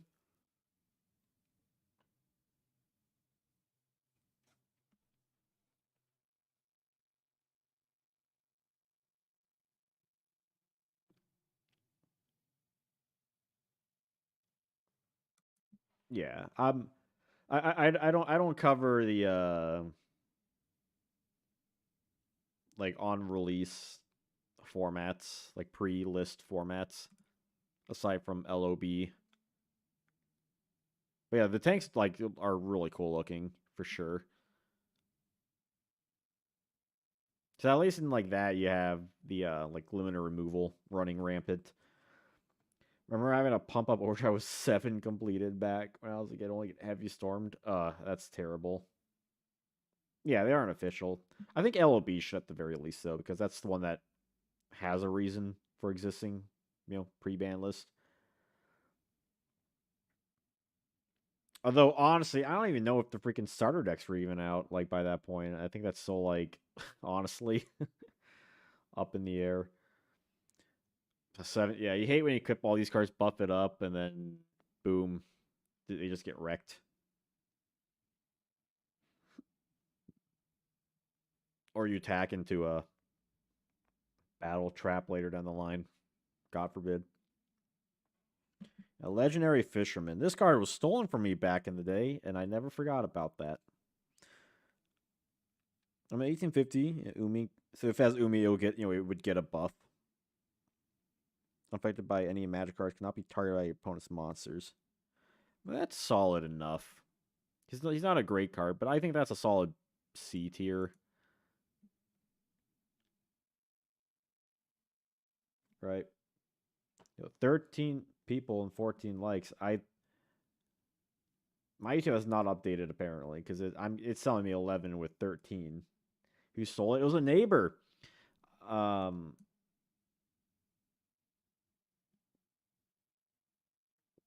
Market take it for you before DK. So I remember this. So my, like, the neighborhood kids, which I was one of them. And we would play Yu-Gi-Oh in like the like right outside our house, like on like the in front of the door, like the whatever you call that, like the stoop or whatever. Like we would play Yu-Gi-Oh on there if you, cause a lot of times we play Yu-Gi-Oh outside. So we would play on there, and there was at one point we're like, hey, I need to go grab something. It was me and these like two other kids, and I'm like, hey, yeah, I'm just gonna grab something. So I go inside, I come out, and I notice Legendary Fisherman is gone. I'm like, what the hell? Like I noticed like fairly quickly, and they're like, no, we didn't take it, we didn't do it. And so like I was pissed off, right? Like rightfully so. And so I remember I even got like my parents. Like I'm like, hey, like they fucking stole my card. So we went over there and they're like, yeah, we'll just look the binder. It's not. I'm like, let me look at the back. And they're like, no, we don't. Like, no, we're not gonna look at the back because like it's in there, right? Like obviously that's where they put it. And I remember like both our parents there, and like they weren't doing anything, right? Like, and I was like, what? Like, so nothing was accomplished. I was talking to like some of my other friends, and they're like, yeah, like they stole my bike. Like they weren't living there for too terribly long. Like no more than like at least for like when I moved there, it wasn't more than like a year. But yeah, it's like what the fuck? Like seriously?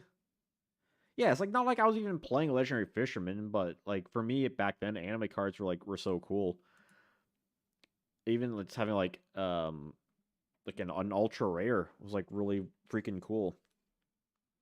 Like when I was making collecting for the Pharaoh servant deck, and I eventually got this Legendary Fisherman, it was like it meant a lot to me to get that card back. Basically, like I don't remember where I got it in the first place.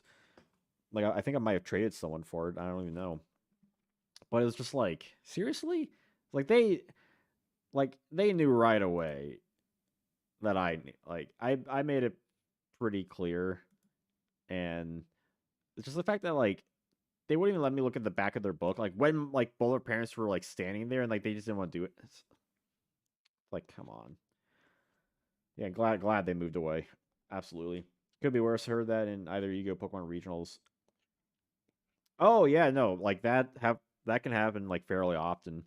That's why you always have to keep your stuff like on you, like even when you go to the bathroom or anything. Like when I like if I'm at locals or something, I keep it like my bag like by my feet typically. Because there's a lot of stories of people getting stuff stolen, and that's not cool. That's not fun. But like, what are you gonna do, right? It's not like these things typically have like IDs on them. It's like it's written like, hey, this is on the binder. This is Jesse's binder, right? He doesn't say stuff like it's a problem that happens far too often. Like it's not cool. It's like just don't do that. That's why you just have to be smart when you go to like the locals. Like local scene definitely has like any tournament scene definitely has their own uh like know-how you have to like keep in mind when you go into them. Like bring snacks, bring water, keep your stuff on you when inside, all that stuff. Be clean, for the love of God. When I was a kid, a neighbor played Snatch and convinced me he could literally steal my card. Oh my God. That sounds like that sounds very believable. I could definitely see someone pulling that shit. There's one thing if you're playing like a shadow game and you get to punch the other person, which I've done like once or twice. But you actually steal the card. Well, it says steal your snatch, steal. Like guys' names. I no, I could not even tell you. I remember that like I don't remember enough about them. All 10 of us showed up there, they have to give it back to you. I mean, they don't even like they moved back in like I don't know. This was 2002, 2003. You know, long time ago. But yeah, I I hope they get everything they deserve in life. Never went to competitive in Yu-Gi-Oh. Yeah, I don't go to like major tournament. I'll go to like locals like once in a while. Um, At least like recently nowadays, it's kind of been more like speed duel stuff. But although honestly, had I knew like the one in Philly last year was taking place, I might have gone to that because that's not. It's only like a few hours drive from where I'm at. Most of the times, like anyone that happens like close by, like any like bigger tournaments, I don't know. I'm not in the zeitgeist enough to like know it's happening by the time. Usually after it ends, I'm like, oh, that just happened. But I think it'd be cool to like go to one just like hang out, just like walk around and stuff, not necessarily like play. Because like Yu-Gi-Oh tournaments are so mentally taxing. Like when you're out there and stuff. Like I am an introvert, right? Like I can be sociable and all that stuff, like no problem. But it takes so much energy for me. And I can like acknowledge that it takes a lot of energy for me to do like social stuff, even if I have fun doing things. That's just how like my energy meter is.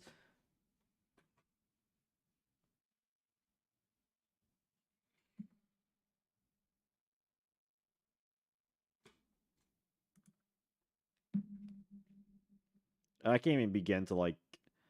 It's honestly like at this point, it's almost like scary to go to locals, just considering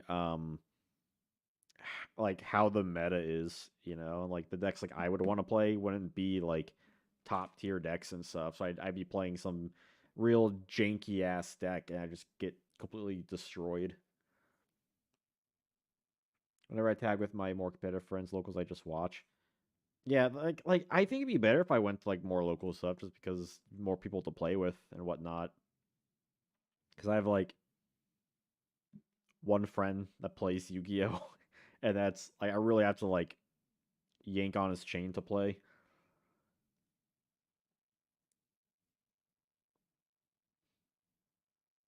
A Netflix documentary of Yu-Gi-Oh theft. See you later, hustler. Hope you have a good night yourself. Still got plenty to go on. Too many toxic cards, little night shifter, annoying ass cards. Yeah, I mean, you can always play like an anti-meta thing. But yeah, like sometimes you go to a locals and it's like nothing but meta. Sometimes you go to locals and it's a bunch of just whatever. Like it almost feels like there should be like different locals for like competitive and then like unranked locals. But Yu-Gi-Oh like as locals already is having like kind of trouble just because of the game's popularity in the West. Kind of, it's wavering a little bit just due to the nature of how Konami like prints cards here and whatnot. Like I'm sure you've seen videos about that. High locals is very sweaty. Underdog side events. Yo, Bobby, what's up? I haven't seen any like the only side event because my locals, it does like normal locals and speed duels. And I know they've hosted like Edison once. I've asked if they wanted to do GOAT, and they're like, yeah, well, if we had enough people, or like I think they said if I could get enough people. Like they didn't seem to like, yeah, let's do GOAT format. Like honestly, if it was a GOAT format, I'd go to that like way more often. Just because I don't really play much Edison. And again, like that, as far as I could tell, was like the one time too. Unfortunately, not really much GOAT locals near me. Although speed duels, though, my locals is the biggest speed duels locals on the East Coast, so that's something. You usually have like a really huge turnout for speed duels, which is exciting. And I really enjoy speed duels too. Everything was like super cool about it. I mean, Edison looks really fun. Like I've like played a little bit of Edison. Um, it's just not one I've ever like fully engaged with compared to like other formats, even like Critter or Yugi Kaiba. Some of my other like favorite formats.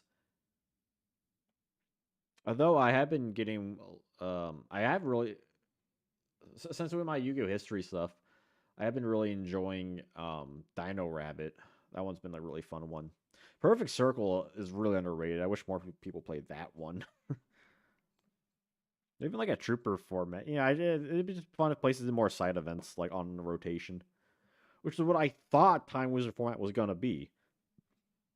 Right, I thought Time Wizard format was gonna be like, hey, we'll have like a circuit of this specific era, maybe 6 months, maybe a year, whatever, and then we'll like change, we'll rotate to a different format, do that for a bit. But they have really kind of dropped the ball on that too.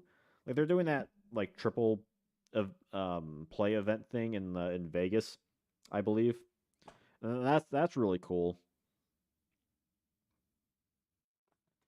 But it's it's kind of, it might just be like a one off thing and like that's it.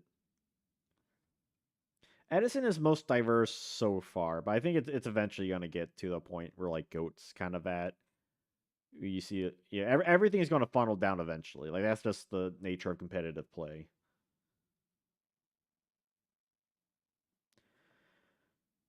Yeah, I don't get what Kami's like whole issue is. Like they had that one dude running like speed duels for a while, and then he stopped, and they I don't know. It's weird. Like I feel like they need like a middleman. Like they had Kevin Tewart for a while for TCG doing stuff.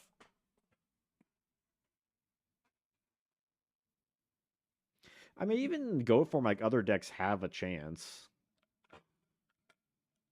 Just no one plays it because it's just like some decks are easier to play than others.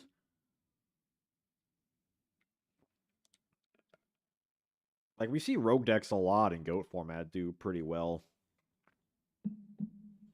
And even other times, we still see like it just some events are really bad with just chaos turbo mirrors. Some like we actually get some like really fun decks, and that's what I really enjoy seeing, or what people are playing. That's really fun. Yeah, and that's like chaos turbo is like it is the best deck, but you can win with other decks. It just takes skill and putting in the time.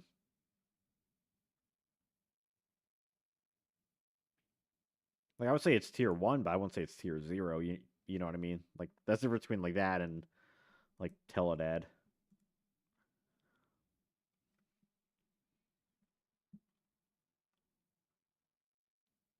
I think the Darkfire guys are both. I think they're really cool in terms of having like a fire 700 fire. Definitely like at this time, if you want a fire deck, like they're like really good options. But it's also fire, so blah. It's like it's very blah.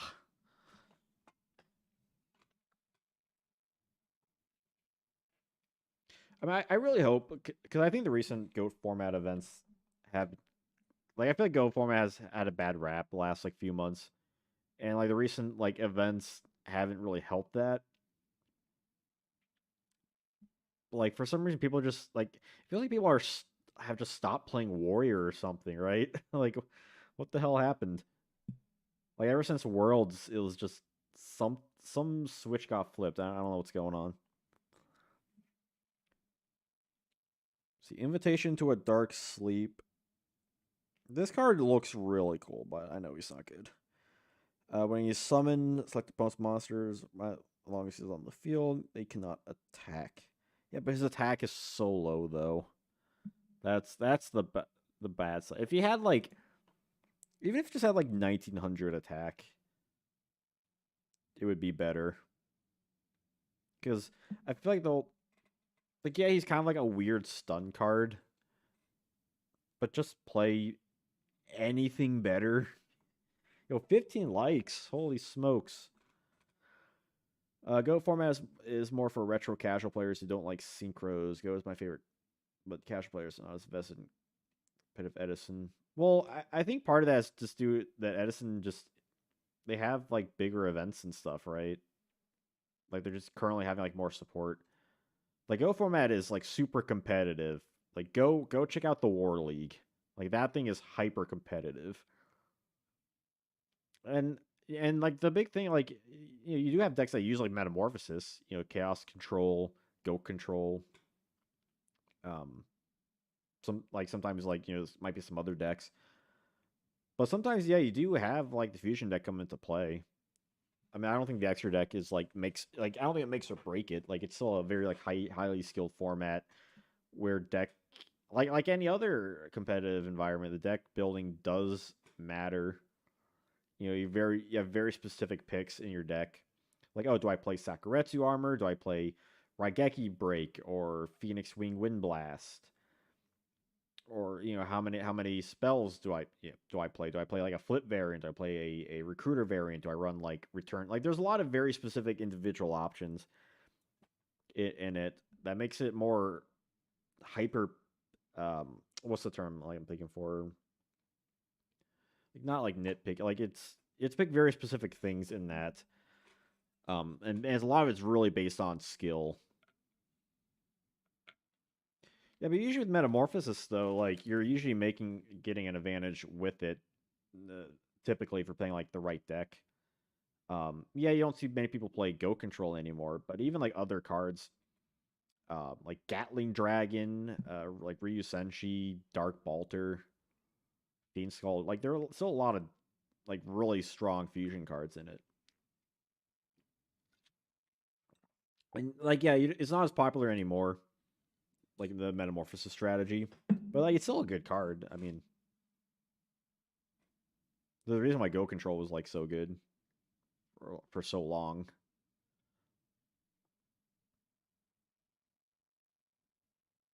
And even as like Metamorphosis like continues on, right? We'll eventually see stuff with like Cyber Twin Dragon.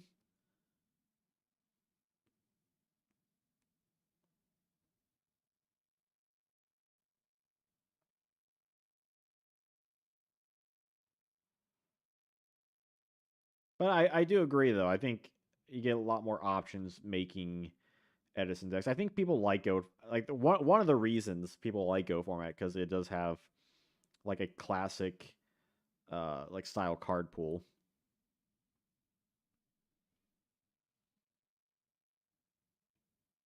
Like, cause I enjoy it because like with some like Edison's, like there are so many cards in the card pool. I can't keep them all like in my head at the same time, right? At least with Go format, you're like, it has like a reasonable amount of cards. There's like a few banned stuff, and it makes things more like hyper specific. I mean, a Siren to win can like win you a game outright potentially. Like Stein OTK. I mean, that was really good. Like machine, there's like machine OTKs.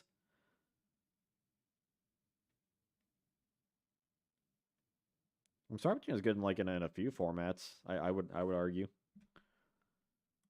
Let's see, Kamakuri, you can go down there.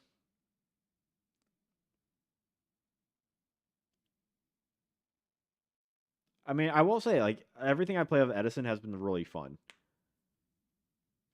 Which I haven't played like much, but what I have played is like really fun. There's a lot of decks like I've seen. I'm like, oh, that deck looks really spicy and like really really enjoyable.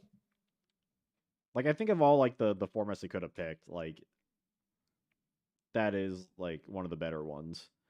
Um, like there's just like a lot of like good balancing with it, like for sure.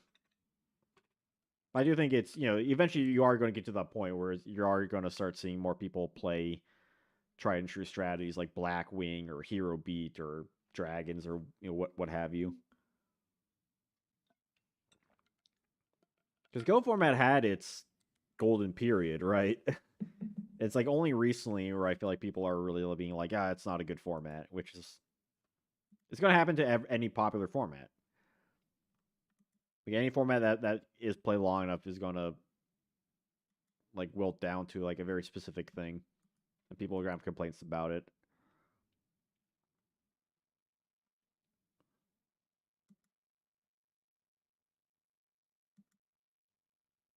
Well, decks that usually play Metamorphosis, like it's usually designed with like a lot of other fusions in mind per se. Like Cyber Twin, like is an extra deck, so you don't have to worry about like bricking on Cyber Twin Dragon. Because like Cyber Dragon when that came out, I mean, Cyber Dragon really changed the game in a lot of ways. A lot of times people would also just summon Cyber End Drag. I think a lot of it just depends on the game state. I think it just depends on what your deck is built around, like what is your strategy to win. And that can be said with like any decks. Even like when Future Fusion is like a big thing with five-headed dragon.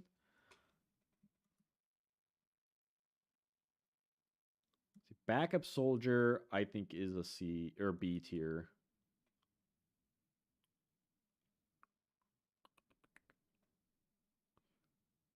Nobleman of Extermination. Let's see, Twin-Headed Fire Dragon, I know you're down there. Red Moon Baby putting you down there.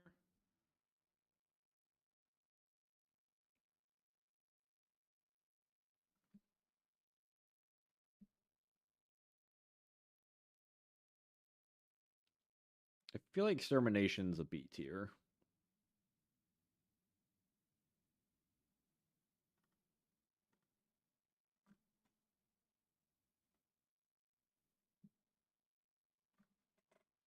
Let's see what else. Girochin Kuwagawa is interesting because Kuwagawa is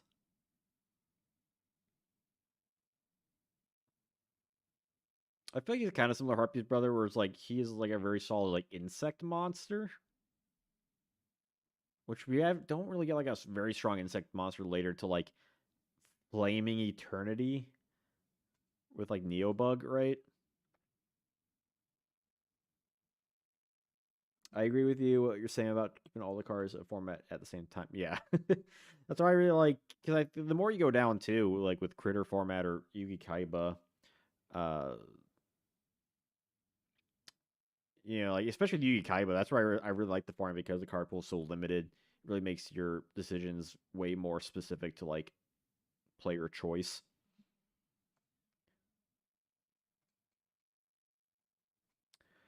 I think Cold Wave can potentially be abused. I do think it's probably a little overrated.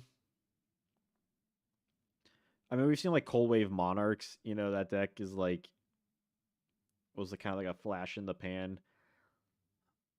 I just feel like it depends on like just what deck is in the meta. Honestly, that makes it a little more like finicky than not.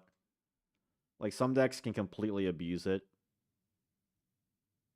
especially like with how the speed of like the game Yu-Gi-Oh has like become, where they can just shut off things on the field, right?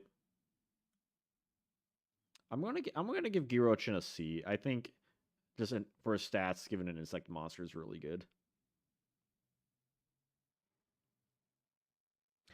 The counterpoint, Hans, I will say that the ban list is somewhat of an enigma.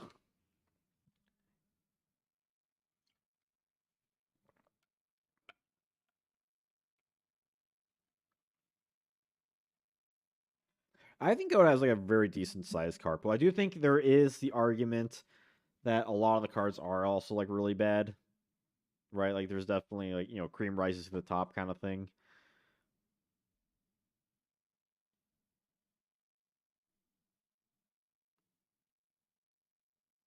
But like in relation to later formats, it is considerably smaller. Testing for Gladiator format, I found Cold Wave was number one reason why Gladiator is so dominant. Yeah, I mean, like I was saying earlier, it just depends on what deck is popular. Like some decks can make really good use out of it that don't need to use back row much at all. It just depends on the meta.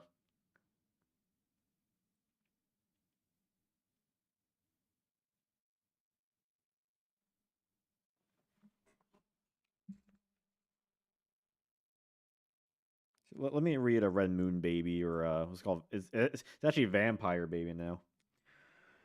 Monster destroyed by this card can be special summon and attack or defense mode.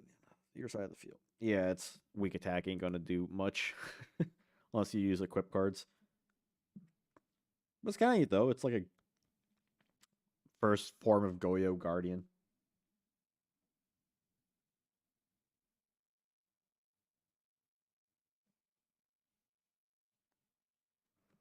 Gradius is kind of weird because Gradius has like a lot of support for it specifically, right? So I guess in that regard, you have to play it for like Gradius decks, right? Not counting spaceship decks. I mean like Gradius decks. Yeah, sometimes you don't need too much for a card to be busted. Sometimes you just need like the right time, right place for it to like explode. Right? You just need one thing to slice an atom.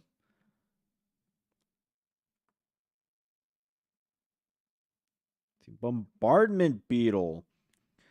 Flip one face down defense position monster on your opponent's side of the field face up. If it's an effect monster, it's destroy that activates effect. So it's effect. So it's flip. So it's flip effect monster hate. That's pretty bad. There's just better cards. Yeah, OTK enabler. That's probably like the best explanation, more than anything. Yeah, but Barton Beetle is just like I don't know. Play any other removal. Like, it's such a there's so many back like face down hate in this set, but then it's like obviously the best ones are like ceasefire and knock, but it feels like even it feels similarity to like bite shoes, right? Like they're both kind of like in the same kind of. I see what they were going for. Nah, dog.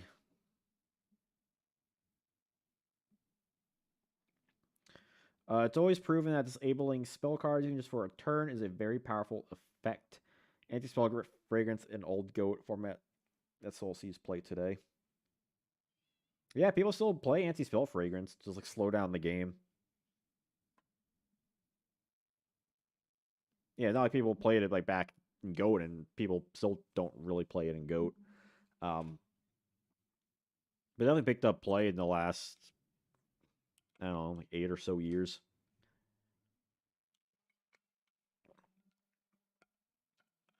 I mean, you say oh it's only good in fast formats, but it feels like every format nowadays is a fast format, right? And like everything like post pendulum formats.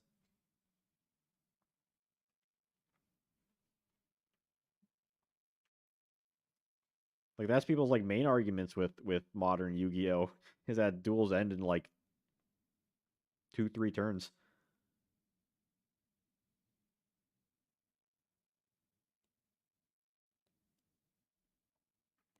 And again, it doesn't take long for Konami because the thing is Konami can see a card in a format and see like why it's like overpowered. But they also a lot of times they'll see a card and see its potential, which is why we see a lot of cards kind of randomly get banned, which is like which is a fair reason. They can see how a card could possibly be busted. So, and we see like where it's like low end stuff with like OCG with like Riroku to like high end stuff where they ban like Maki or the structure because they know it's going to create like a loop or something.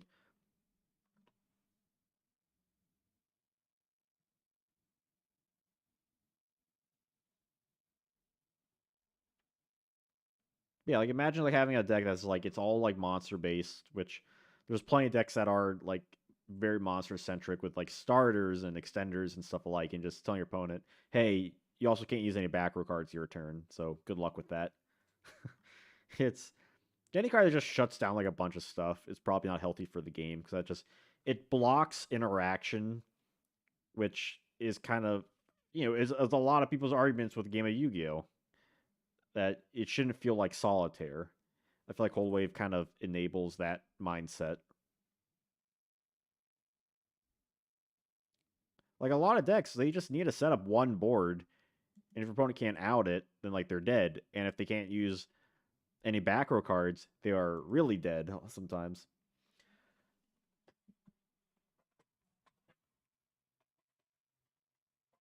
Yeah, like this isn't a goat format list or anything like that. But I'm just saying, like in regards to Cold Wave, it can very easily be abused just depending on like the deck and time. Like there's just like so much stuff that you can just use. That will just shut off like a lot of decks. Like imagine using this against Kairishin, right? Where Kairishin uses what 13 monsters, like in total, something like that. You know, very small amount, and mostly spell cards, spell and trap cards. Like on release, it was fine, just because how slow the game was anyway. It was rather like a lot of still beat down in many ways. Yo, Anna Martins, what's up? Thank you. You keep up the great work on whatever you're doing.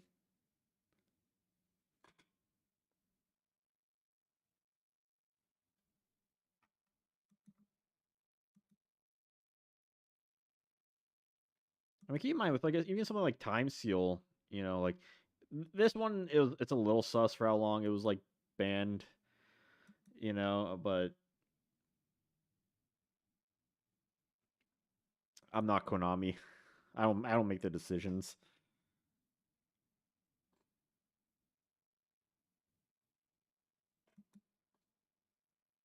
Like yeah, like 2003, you're not gonna see much making like too terrible use. You got like Clown Control and Tomato Control and Germ Burn, Relinquish, stuff like that. A lot of those decks, like they're not gonna die in one turn. But also it kind of bites you in the butt too. Like as it goes on, it gets stronger. Like you see a lot of cards that get stronger as the game continues, especially ones that just like shut off things. I mean, like Rivalry of Warlords is a great example, or Kaiser Coliseum, both released in Magician's Force. Didn't really see play because like whatever, but later down the line, they eventually banned Kaiser Coliseum. Rivalry of Warlords recently got limited. It just depends. Some things come in and out of the meta. It just depends.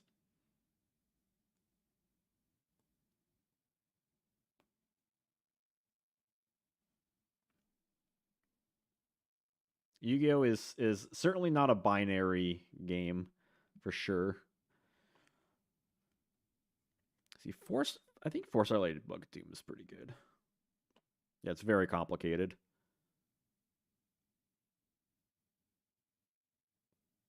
I mean, it's perfectly valid if you don't like Goat format. Like, I'm not gonna yell at anyone for if they dislike Goat format. There's definitely reasons to dislike it. I really like it, but that's just me personally. See, this was like a solid anti-meta card for a bit.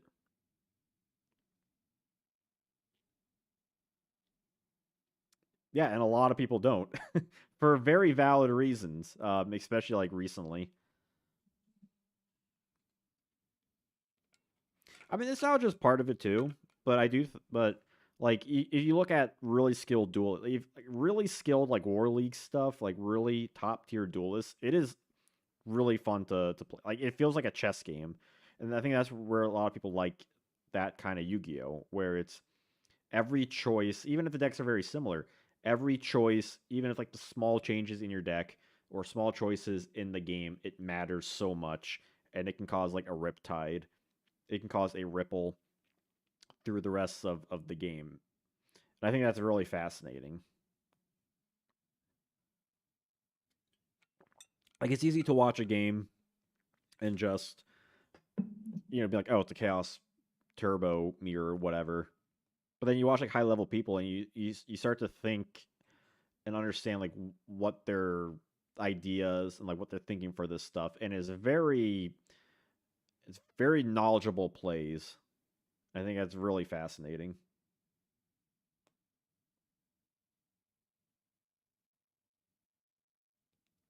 Which, by the way, next month my side deck video is going to be about the GOAT format ban list.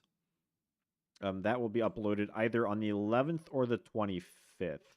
I don't have like a set in between part for my side deck. It's going to be either one of those like extra weeks. Is first Sunday is going to be Yu-Gi-Oh history, and then the 2 weeks at later will be the Yu-Gi-Oh CG, and then something in between is side. But I already have a video done, like made and done for the kind of going over what the issues are with the GOAT format ban list. It's sort of complimentary to that stream I did a while back about like what if the goat format ban list got updated. So I kind of go over stuff about that, but also some other criticisms people have with the format and other things like Konami's take and like Upper Deck and stuff like that. Which will be a very interesting video. Which of course that will be available early on my Patreon. So keep a lookout for that. Only $2 a month. Or if you really like me, $7 a month. Well, whatever.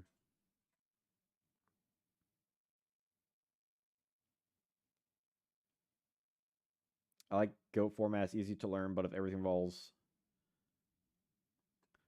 I mean, Goat format doesn't have Comfy or Forceful or Yada. And that's honestly a problem I have with a lot of earlier formats, pre-Goat too, is that like the power spell cards take up so much space in like deck building. It makes deck building rather cumbersome, really. Which kind of problem I have with like, even though I really enjoy like Android and Yada, that is like even by that point that was kind of an issue.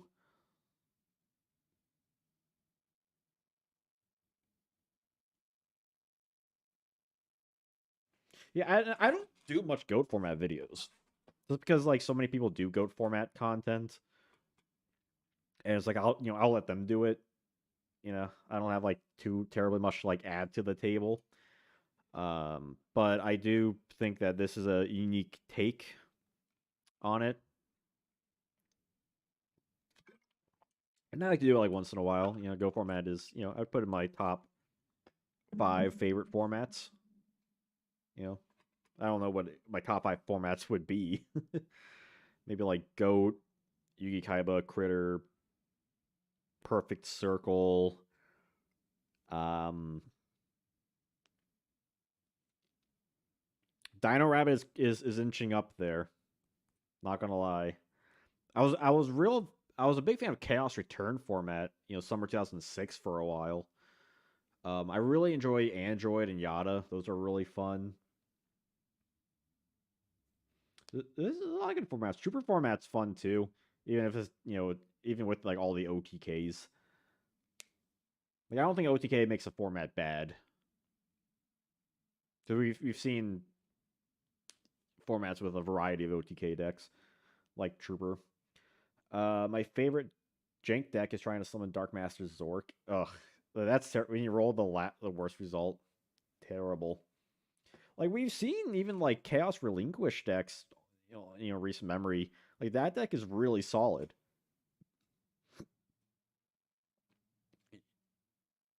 And I think seeing stuff like that is like really cool to see. Like we see innovations all the time in Go format, even recently. Like I said, with Chaos Relinquish, with Cold Wave Monarch, with the Thunderclap deck, and like there are just new decks around like every corner. I think it's really fun to see, and that's where I get my enjoyment. Like when I see like JDZ on GoFormat.com post a video about like the recent like topping decks, I will typically skip past the Chaos Turbo to get to like the fun looking decks. And that's where I get my enjoyment off of. Because they still top. They may not necessarily win, but they still top. And I think that's like, if more people are doing that, that'd be like way more fun. But I think that some people are doing that and they are seeing results, I think still says something. Gimmick decks are a lot of fun. Huge Revolution is over decks. Whoa, are hard as hell. I've seen people test out. Was it Oppress People in like some decks because it's like a level 1 water or something like that. I've seen one person use like Throwstone unit too, which is kind of hilarious. It's like a Rhoda 2K defender. Yeah, Itatsumi Giant. Yeah, we really. There's a lot of stuff like that. I'm surprised we haven't got more. Like we've got Opticlops. Does Opticlops count?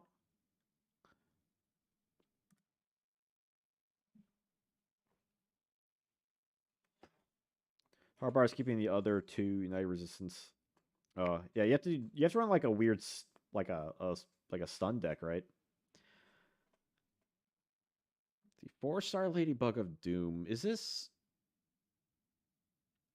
I'm thinking B tier for Ladybug. What do y'all think?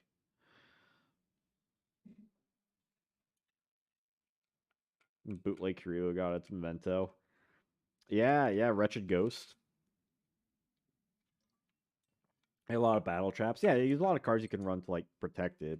I mean, it's still very heart of the cards kind of strategy. Get the right cards.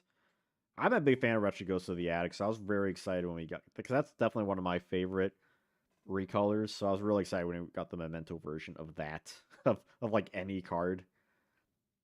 I guess they figure with Forgotten Monsters and they can do like a Karibo like.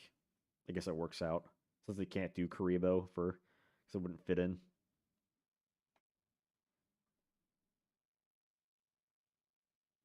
See, Island Turtle I think is a C. There's definitely like already plenty of defenders in the game, but just having another one isn't inherently bad.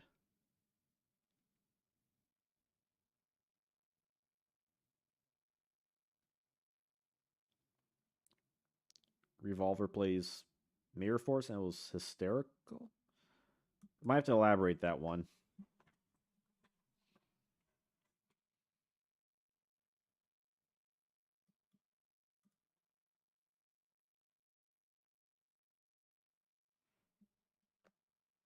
Let's see. Mystic Probe. Can activate on a card when continuous magic cards activate and negate all continuous magic cards in the turn this card's activated.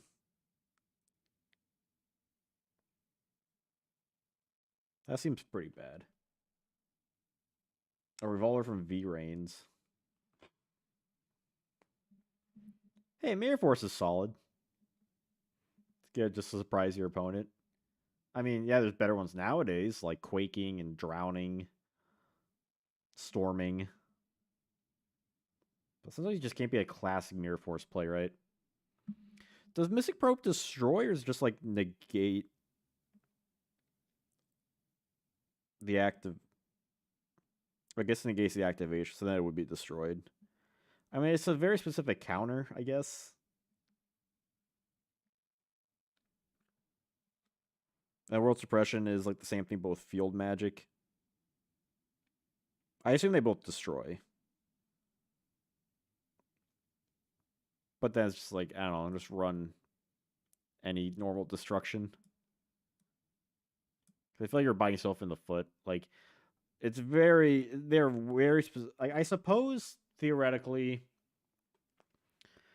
like, yeah, if you're playing a card that, someone that plays a lot of continuous magic stuff, but again, like, it's the same issue. You just play more destruction cards. Fairy Meteor Crush. Another thing interesting about Pharaoh's Servant, this is the first set in the TCG to introduce piercing damage. Try my hand at make my own Yugioh format. Never found anyone to play with. I think I did a good job. Yeah, man, those are always fun. Any new way to play the game. The Meteor Crush is kind of neat. See, just have a monster that can just pierce through stuff is not bad. Doesn't really do much else, but yeah, that one very specific thing is kind of neat. Especially because your only other option in this set is Mad Sword Beast. And he has very low attack, which isn't very fun. It's not very fun indeed.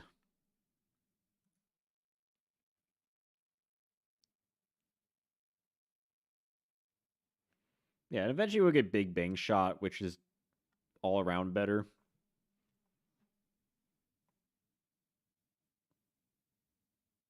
I also really like the art of Fairy Meteor Crush too. Like that art is like the meteor with like the pink fire and the fire in the background is really dope.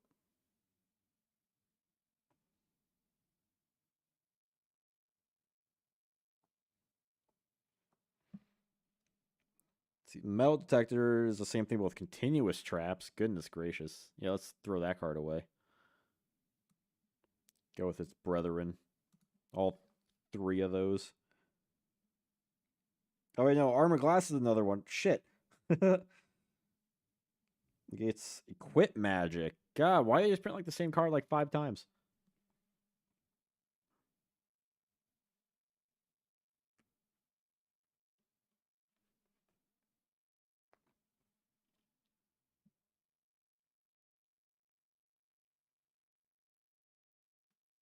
I'm gonna put Solomon's Law Book in C. They definitely have like a reason for it existing, and I think that's kind of neat, even if no one plays it. I think it inherently has something going on for it.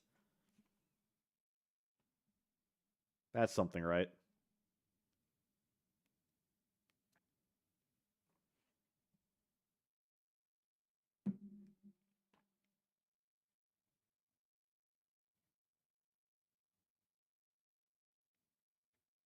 Let's see what else. What else we got going on here?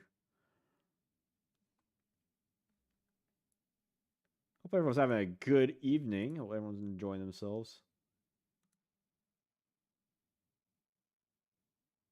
Exactly. Yeah. I touched upon Law Book earlier, which is why I think it's lets you skip stuff for like Imperial Order, Mirage of Nightmare, Mirror Wall.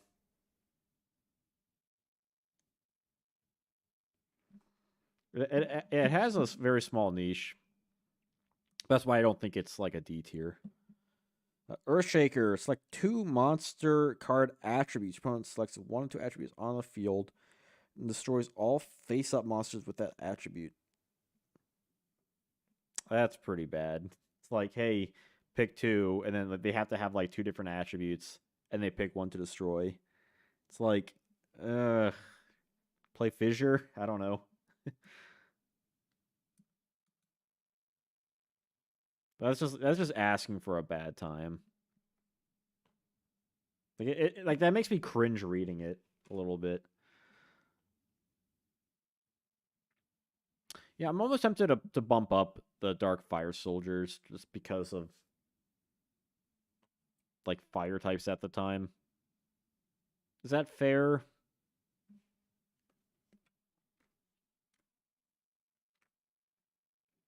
Like they both have basically the same stats. Number one has 50 more defense.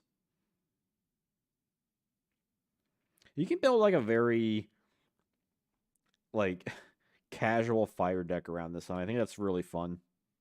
Yeah. I mean that's basically why I have like Kuwagawa up here. Because I mean he was like the best one for like a long time, even when like the people played Kuwagawa in like some insect decks at some point, right? Am I mistaken about this?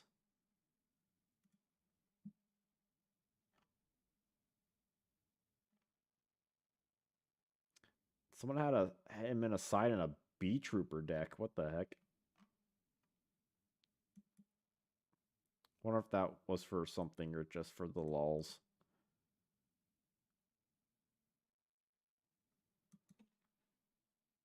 Do we put? I mean, should we put Cool God down to D? I guess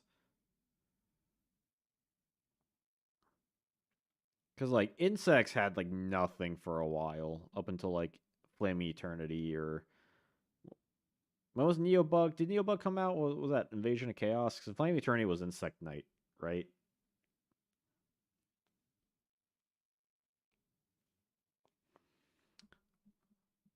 It's not like you're playing an insect deck.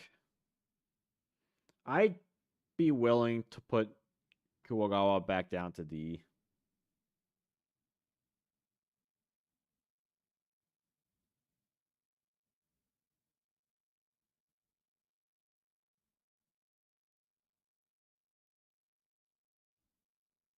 Pin Chopper is an underrated insect card.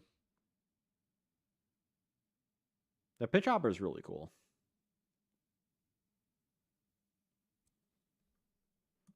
All right. How about this? Is that fair enough?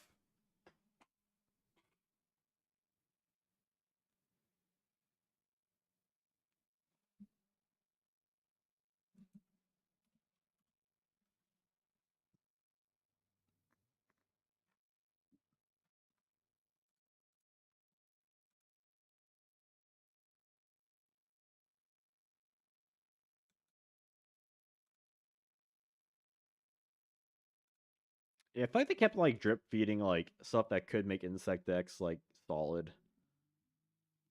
But it just took them so long. Like, what was the first good insect deck we got? Like Demise OTK, technically.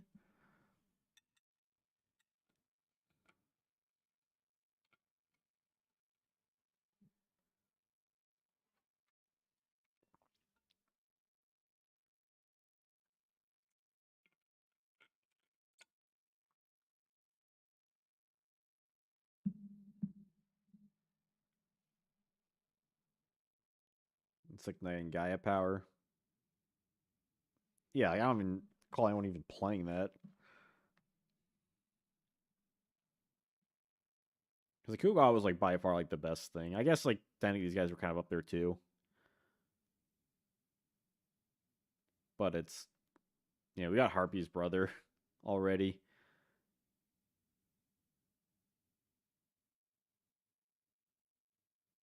Even like at the time 18 was still good though.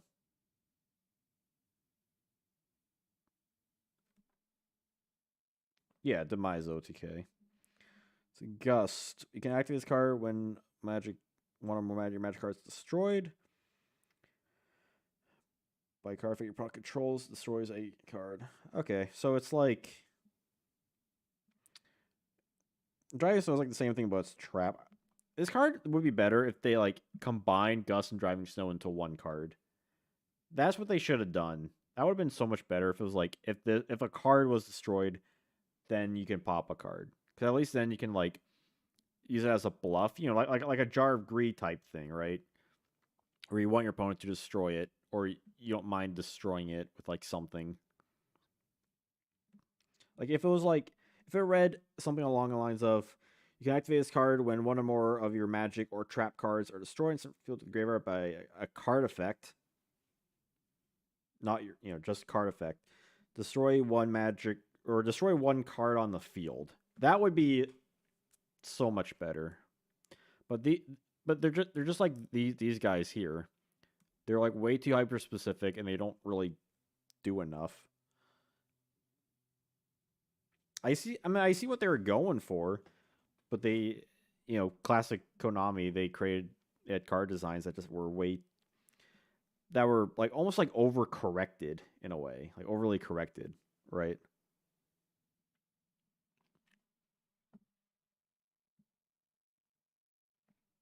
Let's see. Numinous Healer. When you take damage, you increase life points depending on 500 more. That's pretty bad. All right, see you later, Drifter. The stream will be available on VOD if you want to watch it later down the line. The Numinous Healer is really bad. It's like an addition. Like it'd be a little better if it was additional 1,000, because then you at least be able to gain like 1,000 and 2,000 and 3,000. But it's like just 500 points extra. I think it did something.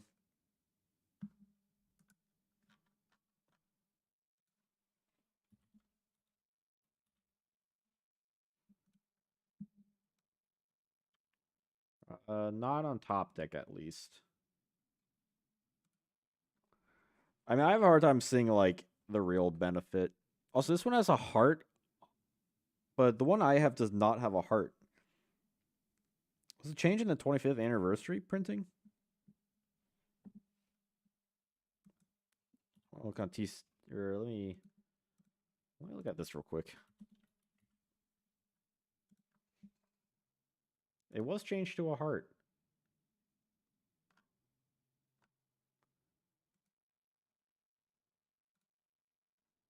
Which must be the 25th version. There's no. I can't see the picture on Wikipedia. Look at TCG player.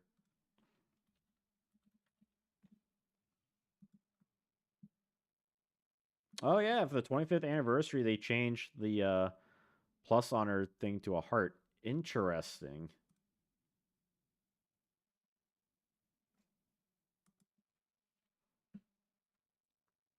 Which with emergency provisions. I mean, I guess, but I feel like EPROV kind of it's It's good on its own, though. Really.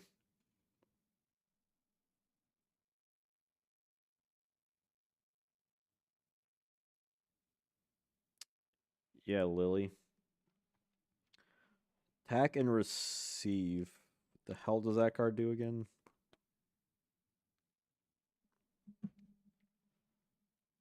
I'll put Minor Goblin Official and see because it did have an exploit with it.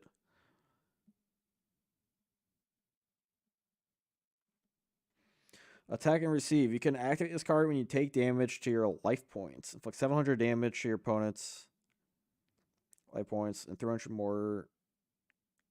I mean, that's the same thing. Just it deals damage. That sounds also really bad because it's not even like 1,000 damage. That seems really bad. There's a lot of cards that have like complementary cards in this set.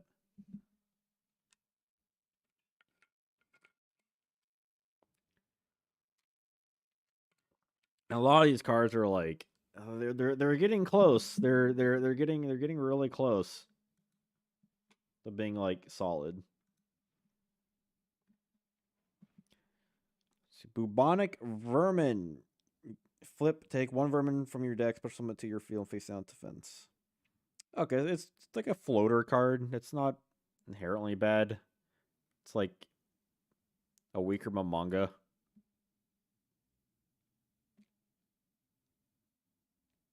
Yeah, it's like a shitty spy. I mean, it sticks around. I guess it's something. I'll give it that. It's just a fucking hamster, a little gerbil. Appropriate. Let's see. Let's see. Inspection. During your opponent's standby phase, you can randomly select one card in their hand and look at it.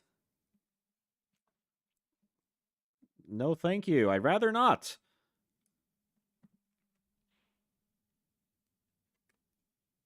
Yeah, I mean, like, there's all these cards you could theoretically make a deck around.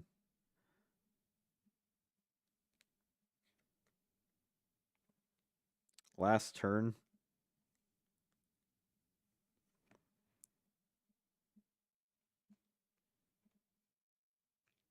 Do, yo, what's up, Matt Gap? People use inspection last turn reversal quiz? How so?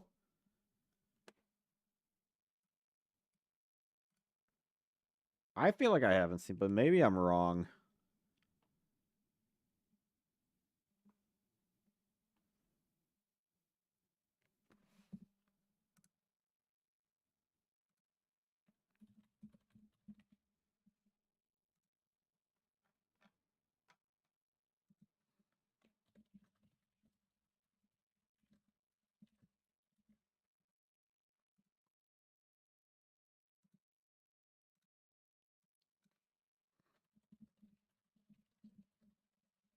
I feel like I've only seen last turn deck like once on stream.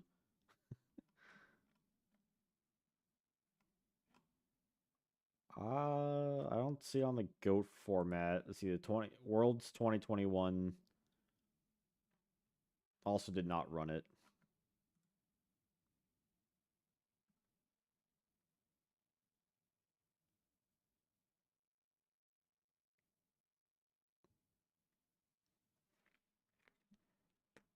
You have to do it in your opponent's standby phase, though.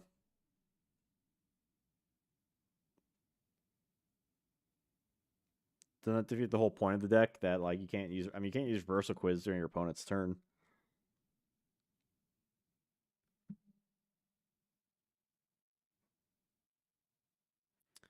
All right, I'll put it in C. I'll put it in C. I'm the Janjo of the people. I will settle for that. Also, fun fact: I have in my book, I have two shallow grays in here. One for it's original printing. One for a later, I believe. I don't remember which printing it was,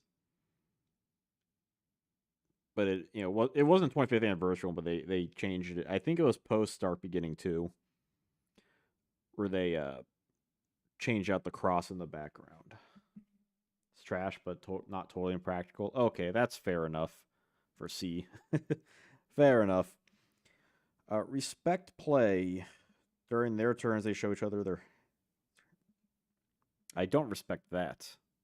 I mean, I guess you could use it with like exchange. I guess.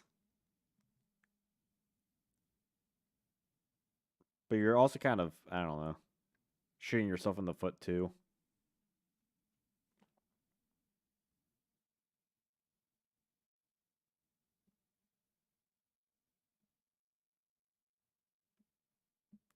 So like, hey, let me see your hand for a turn. Cool. That's it. Like, you could use stuff with like Mind Crush and like DD Designator. But I think you're just better off just running better cards, sub your deck out.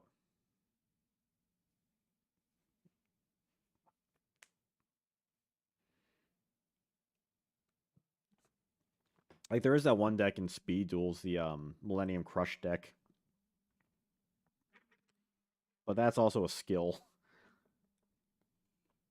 Yeah, like you essentially get like one turn. Although during your opponent's turn, they can just like if you don't have Mind Crush set, like you have to set it and they'll just shuffle their hand. All right, thanks, Cheshire. I'll see you around. It's almost time for the spirits, which will live forever in my mind. Yeah, we'll get to in a couple more sets, not the next, but the following one. But yeah, absolutely excited to get through that.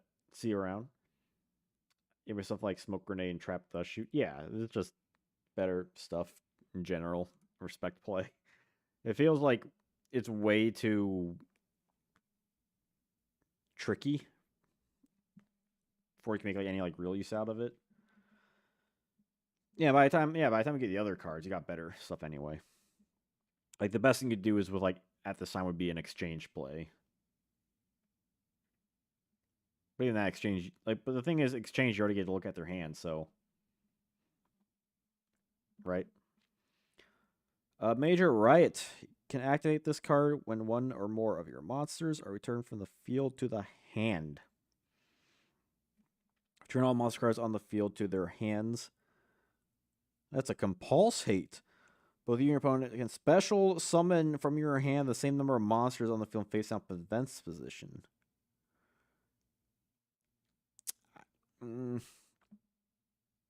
It's like a weird Cyberjar, kind of. The hell? It's such a weird card, right?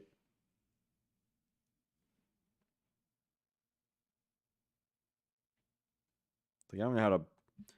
It feels like there's something there.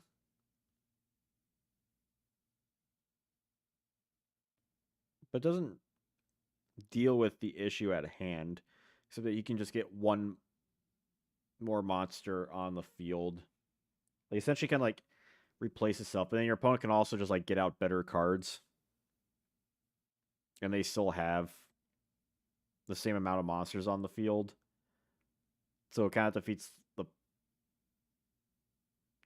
like a what would be kind of a cool use.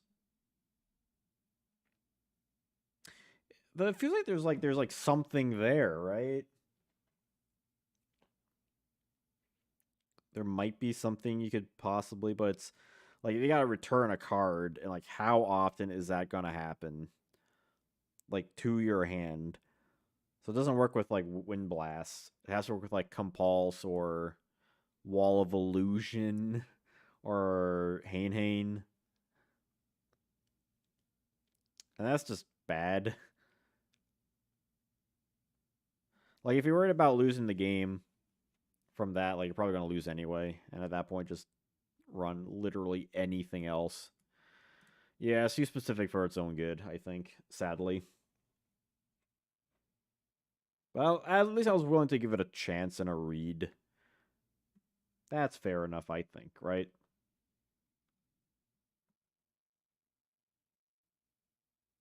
You're really starting to see the D pile up. That is a big D right there.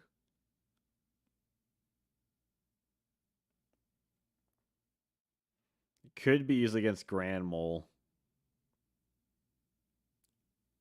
Could, but at that point, run like any battle trap. Appropriate. You can activate this card when your opponent draws a card outside the draw phase. Draw 2 cards. That seems solid. It kind of reminds me of like Force Requisition. Yeah, the most random Pac-Man counter. Yeah, I think it seems like a solid like thing that could happen. For against a deck that's using a bunch of like upstarts and Jar of Greeds and stuff.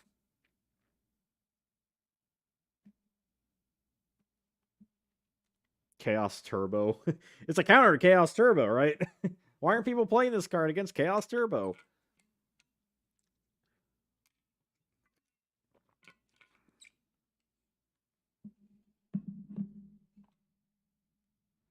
DNA Surgery, I feel like I've been avoiding for a while just because it's like, this card's so weird. I think I'm going to have to go with C.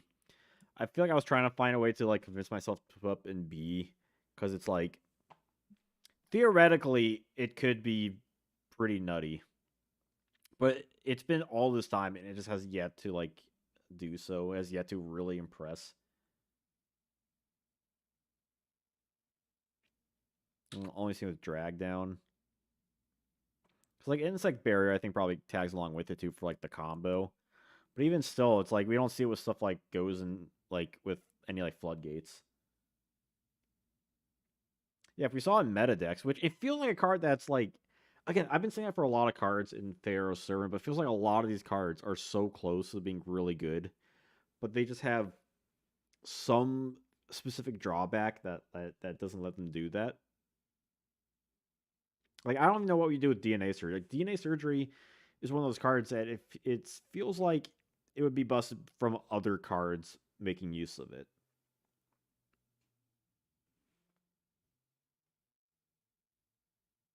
Like we need to like have a very specific deck, like a new archetype that wants something to work in regards to like changing types on the field or has different effects based on like the type, like 2 different types or like something, some like weird thing with it. Regulation of tribe. Select types of a monster. Any monster of the type cannot attack. To keep this card in effect, you must offer 1 monster and fails treated each standby phase. Destroyed. What's with that downside? It was like it was so close. It's like it's a really cool like stun card, but then you got to tribute a monster. I mean, especially by this point when you don't really have. I mean, if you're not facing like a tribal deck, but I suppose like it sort of works with DNA surgery. Right, we have DNA surgery. You call, but then it affects your monsters too.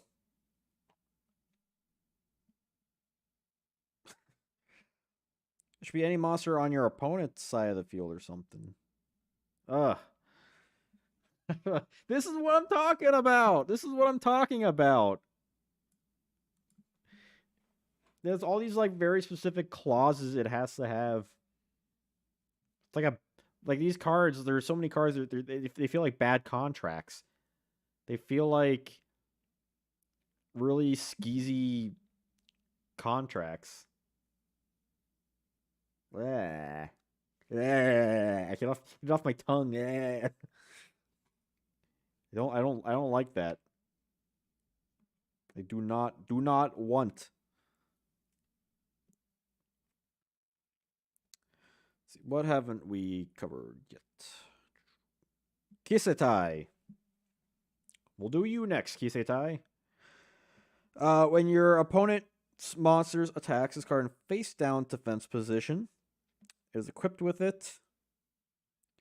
During each of your opponent's standby phases, you gain attack equal to half of the monster with the equipped card. It's cute, I guess. Feels like it should be an inset, because didn't, like, Weevil use it?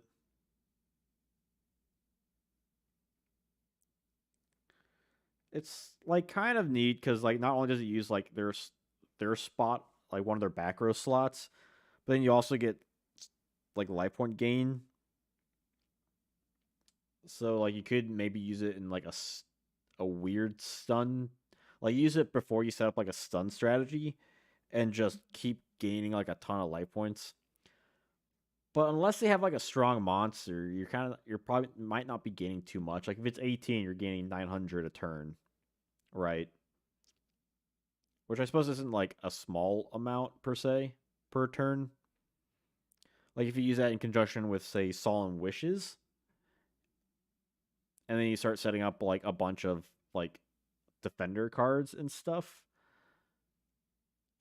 I could see something. But, like, the only issue with that would be is that, like, what's your win condition? Aside from just constantly gaining life points and, like, card advantage, and at that point you're just going to destroy the card. And if you get to that point, you're probably not gaining too many cards, or too many life points rather. So I suppose in that regard, it's pretty bad. Now, if it inflicted burn damage instead, that'd be a different story. If inflicted burn damage, that'd be pretty different. Yeah, they could just tribute the monster over. Like, they can attack with it, but like I said, you have to run, like, a bunch of, like, defensive cards, right? Like, it works in a defensive deck.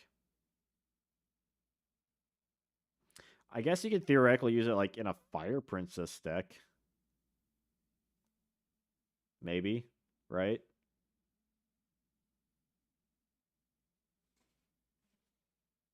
Theoretically. But that deck is already, like, so tight with, like, the cards it wants to use.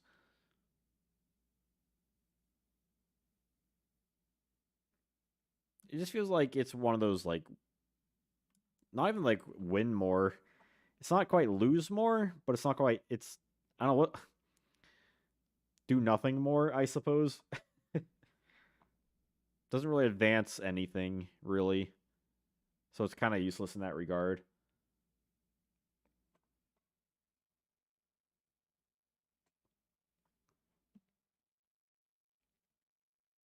Let's see here. Gamble. You can activate this card when your opponent's hand has 6 or more cards, and you have 2 or less, so it's already super specific. Toss a coin, call if you call it right. Draw until you have 5 cards. If you wrong, skip the next turn. That's I'm not a gambling man. Like, it not only is it very specific on the requirements it needs, but it also relies on a coin flip. And then that coin flip, if you call it wrong, or if you get tails, or if you call it wrong, yeah, you skip your next turn.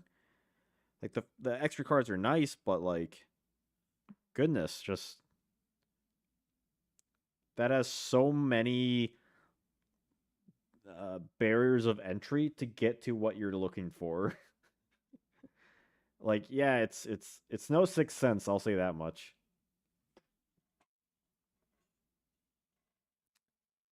Let's see, did I? I don't think I skipped live intervention yet. Doo-doo-doo.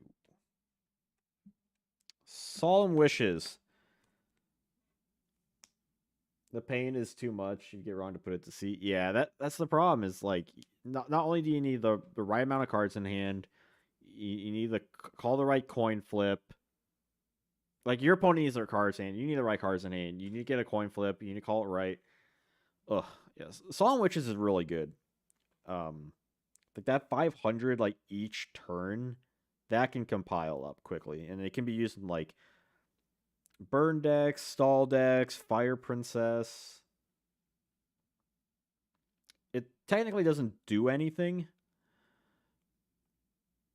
Like, it is one of those cards that just kind of, its whole point that it just sits there.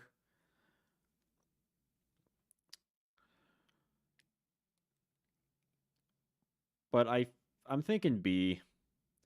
I feel like compared to the cards in C, it has, like, way more, like, uses. Like it definitely sees play more than like the other cards do, I would say.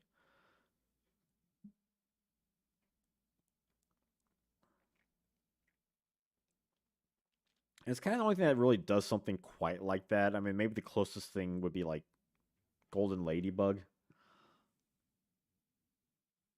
But I think it's cool enough for a B tier.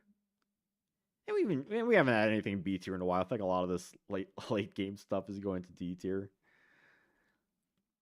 Let's see. Rain of Mercy. Increase the life points of both players by 1,000. Dying Keto exists. Get the hell out of here.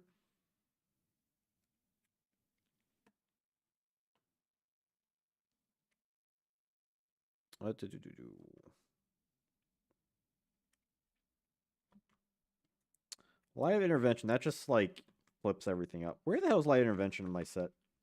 I feel like I've skipped it. There it is. Monster cards cannot be placed face down. Set. Monster in defense position flip face up are considered summon. I think this card's pretty cool. Just because it like prevents stuff from being set like at all. And I think that is worth something.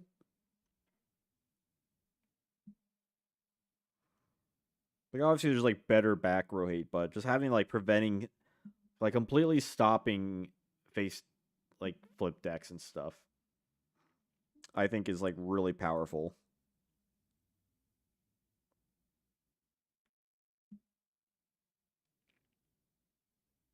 They just cannot be played face down.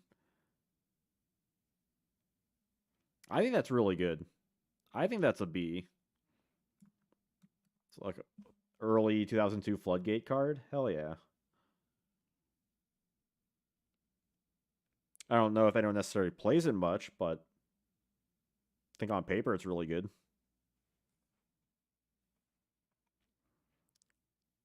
Which is a surprising thing in this set that I have been really learning, just breaking down it card by card, as you all have been witnessing on tonight's stream.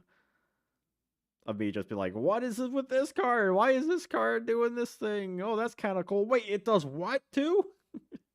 Not in a good way? What? That's what it feels like it's mostly like.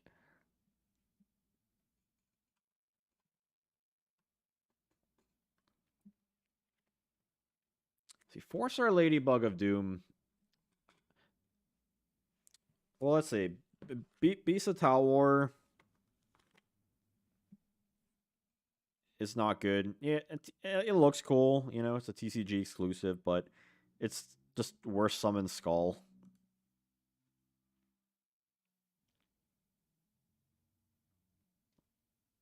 We'll save Mega Cyber for last. Yeah, first CG exclusive. Mad Sword Beast. He is the first piercing monster. And he does a lot more than other stuff, like, based on his effect. So I think Mad Sword Beast is a C tier card.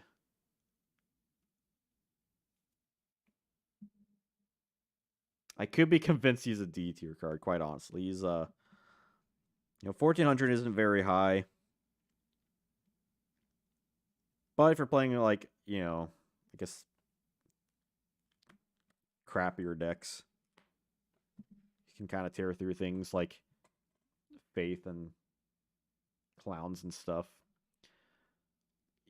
I feel like Ladybug's a B tier. I feel like it's anti-meta tech and its like potential destructive power for a very common level of monsters is strong. And it's more strong like in practice than a lot of other cards could be. Which leads us to the Proto Cyber Dragon, not Proto Cyber Dragon. This cool looking guy, Fiend Mega, the Fiend Mega Cyber. It's a warrior monster, not a machine. I think he would eventually retrain as a psychic. You can special summon this card from your hand if your opponent has at least 2 or more cards on the field than you do. Or 2 more monsters, excuse me. So he's like a Cyber Dragon, but they need at least 2 or more monsters. 2200 attack. That's not necessarily bad, honestly. Technically speaking. I will say, I'm saying B tier personally. Because I feel like the special summoning thing is like really cool, especially in early Yu-Gi-Oh! You don't really have anything quite like that. And he has like, usually with something like that, you expect them to have crappy attack, but he doesn't. He can beat over defenders. He may not be able to beat over like Goblin Attack Force, but that's, one of a few. And then you can even extend the plays that too, because you still got your normal summon. So you can normal summon, you contribute. Yeah, you can do stuff with that. It could go to C. Does anyone else have any other thoughts? I mean, potentially, but I don't know. I feel like there's enough argument. Like I could argue he's a B tier, because not like every card in B tier, everyone's playing all the time. Like Harpy's brother or Ladybug or Mirror Wall, stuff like that. Like compare him to cards in the C tier, I suppose.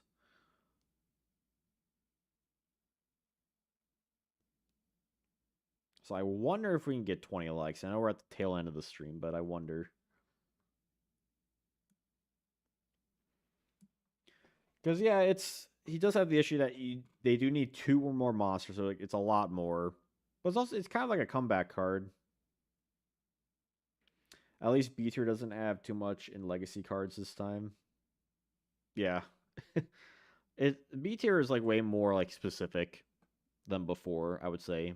But there's definitely, I mean, you can definitely tell there's a stark difference between like S and A compared to B and C.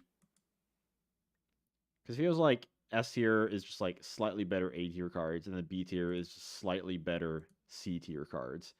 And then C tier is just slightly better D tier cards. Like, I do enjoy like the gradient of the set. Even if there's a lot of cards that in D tier could have been designed better to boost them up very easily. But they just didn't.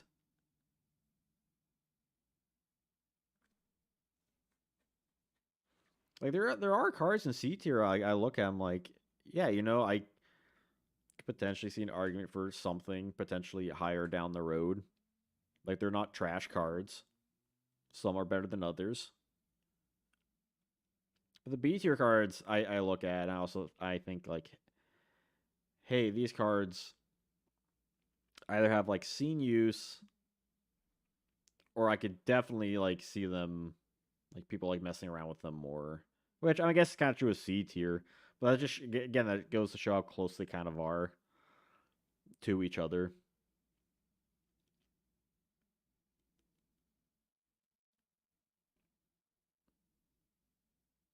Like I could even like move stuff around here too. Like you could convince me that Harpy's brother belongs in C tier. Yeah, we got 21 likes. Holy smokes! I'm a little shocked. Not gonna lie, but thank you, thank you. That's the kind of problem with this also too, is like with a lot of these lists I can just go on forever, going back and forth on like what belongs where, what should go, what's better, what's worse. Yeah, well that's why I had it in B too, because it did see historical play.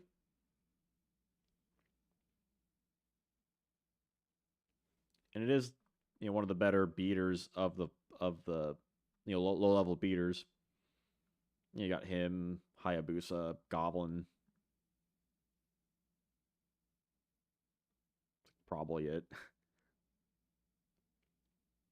But like even like these guys aren't like the worst, right?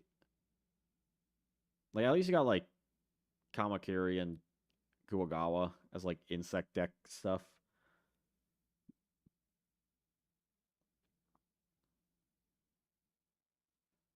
Yeah, Harpy's brother and Mirwal both saw play of like the era. There are definitely cards in C tier. I feel like could eventually get moved up if people mess around them more. Like I've talked about Force Requisition before, Grave Robber, like some of these cards. I think these cards are just inherently more playable.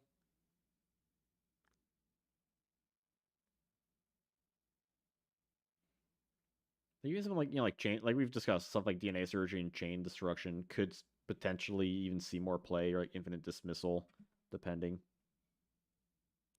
Magic Hands was originally in C early on the stream,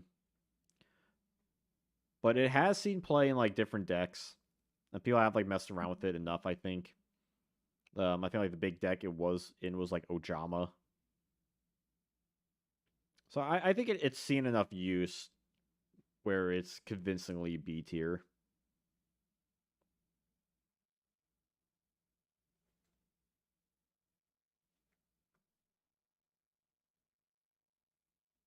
Yeah, potentially. Yeah, it's like it's a weird, foolish burial almost.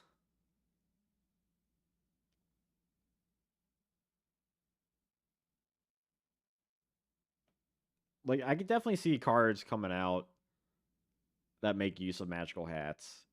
Like Ultra Magic kind of thing, where you need to discard it. Or it just needs to be like sent to the graveyard to activate its effect. And then Type Zero Magic Crusher like boosts up to A tier. Yeah, something like that. Yeah, why aren't people playing Type Zero Magic Crusher in Ojama decks? Come on. I guess Ojama Country kind of circumvents a lot of that now, but at least Magical Hats like pulls straight from the deck, which is like two cards, two spell traps, which is pretty wild. It just thins the deck out. That's more than a lot of these other cards are kind of having going for them. Type Zeros, that's definitely one of the ones I always look at and think like, what if? Like, what if it was like 1,000 damage instead of 500? That would be really crazy, right? Or even just like, I feel like 700 would like be more fair. So if you're having to discard an entire card, a specific type of card, no less, it, and one that you can't necessarily revive, barring from like faith, typically speaking. At least in terms of like this era, it should give you a little more oomph, a little more bang for your buck.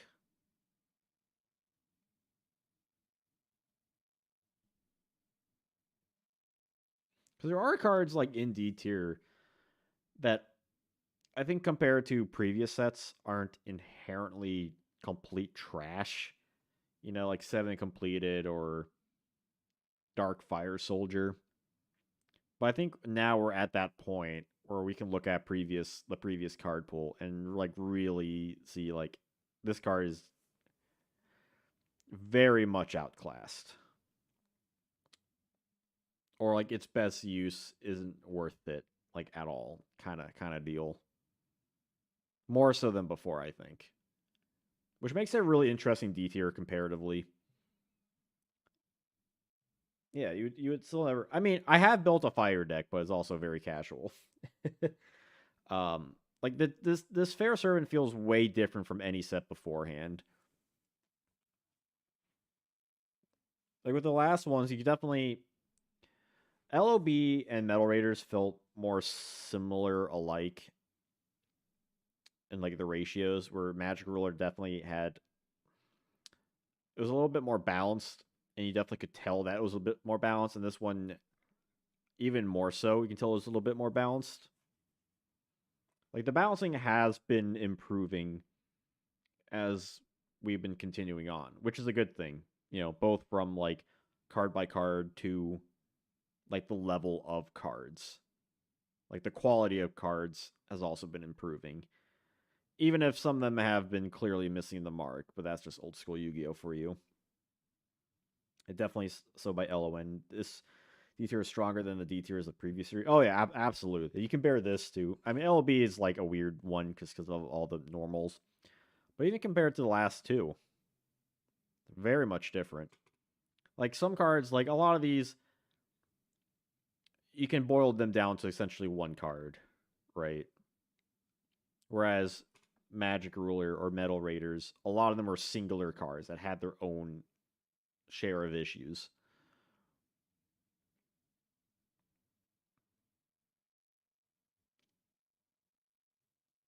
I think that's like the big difference between this.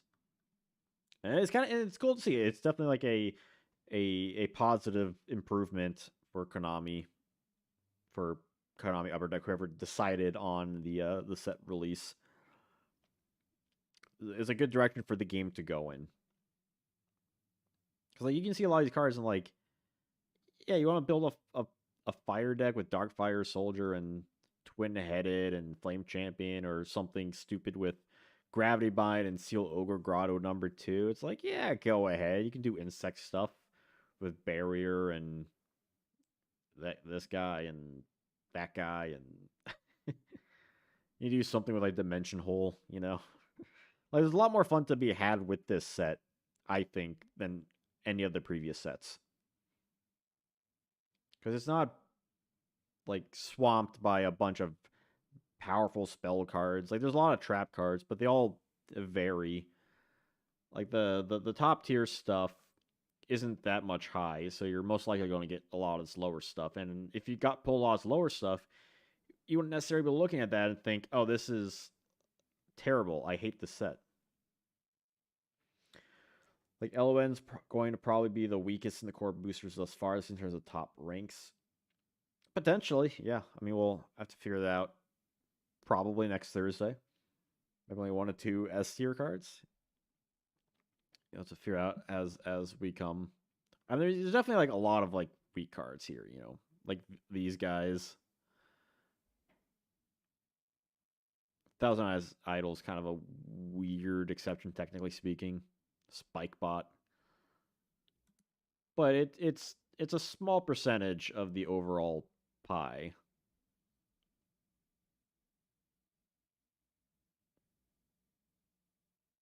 And the art's really cool too, gotta say. Big fan of the art. You know, Beast of Tower or Mega Cyber, Thousand Eyes Restrict, and Nobleman of Crossout, or even like Wing Weaver, and a lot of really cool looking cards here. I really dig it.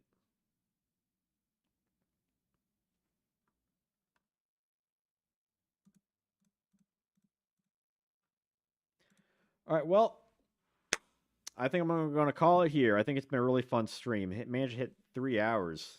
Goodness gracious, a lot of good conversations. I'm looking at how the stream turned out. It was first like 10 minutes. It was just pretty much dead, and then I'm like, oh god, it's gonna. This is it. This is the end.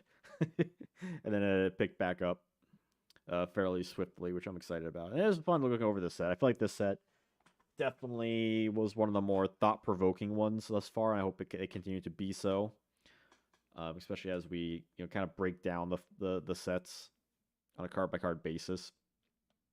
And eventually, I'm sure I'll do like a worst card video or something from this set too.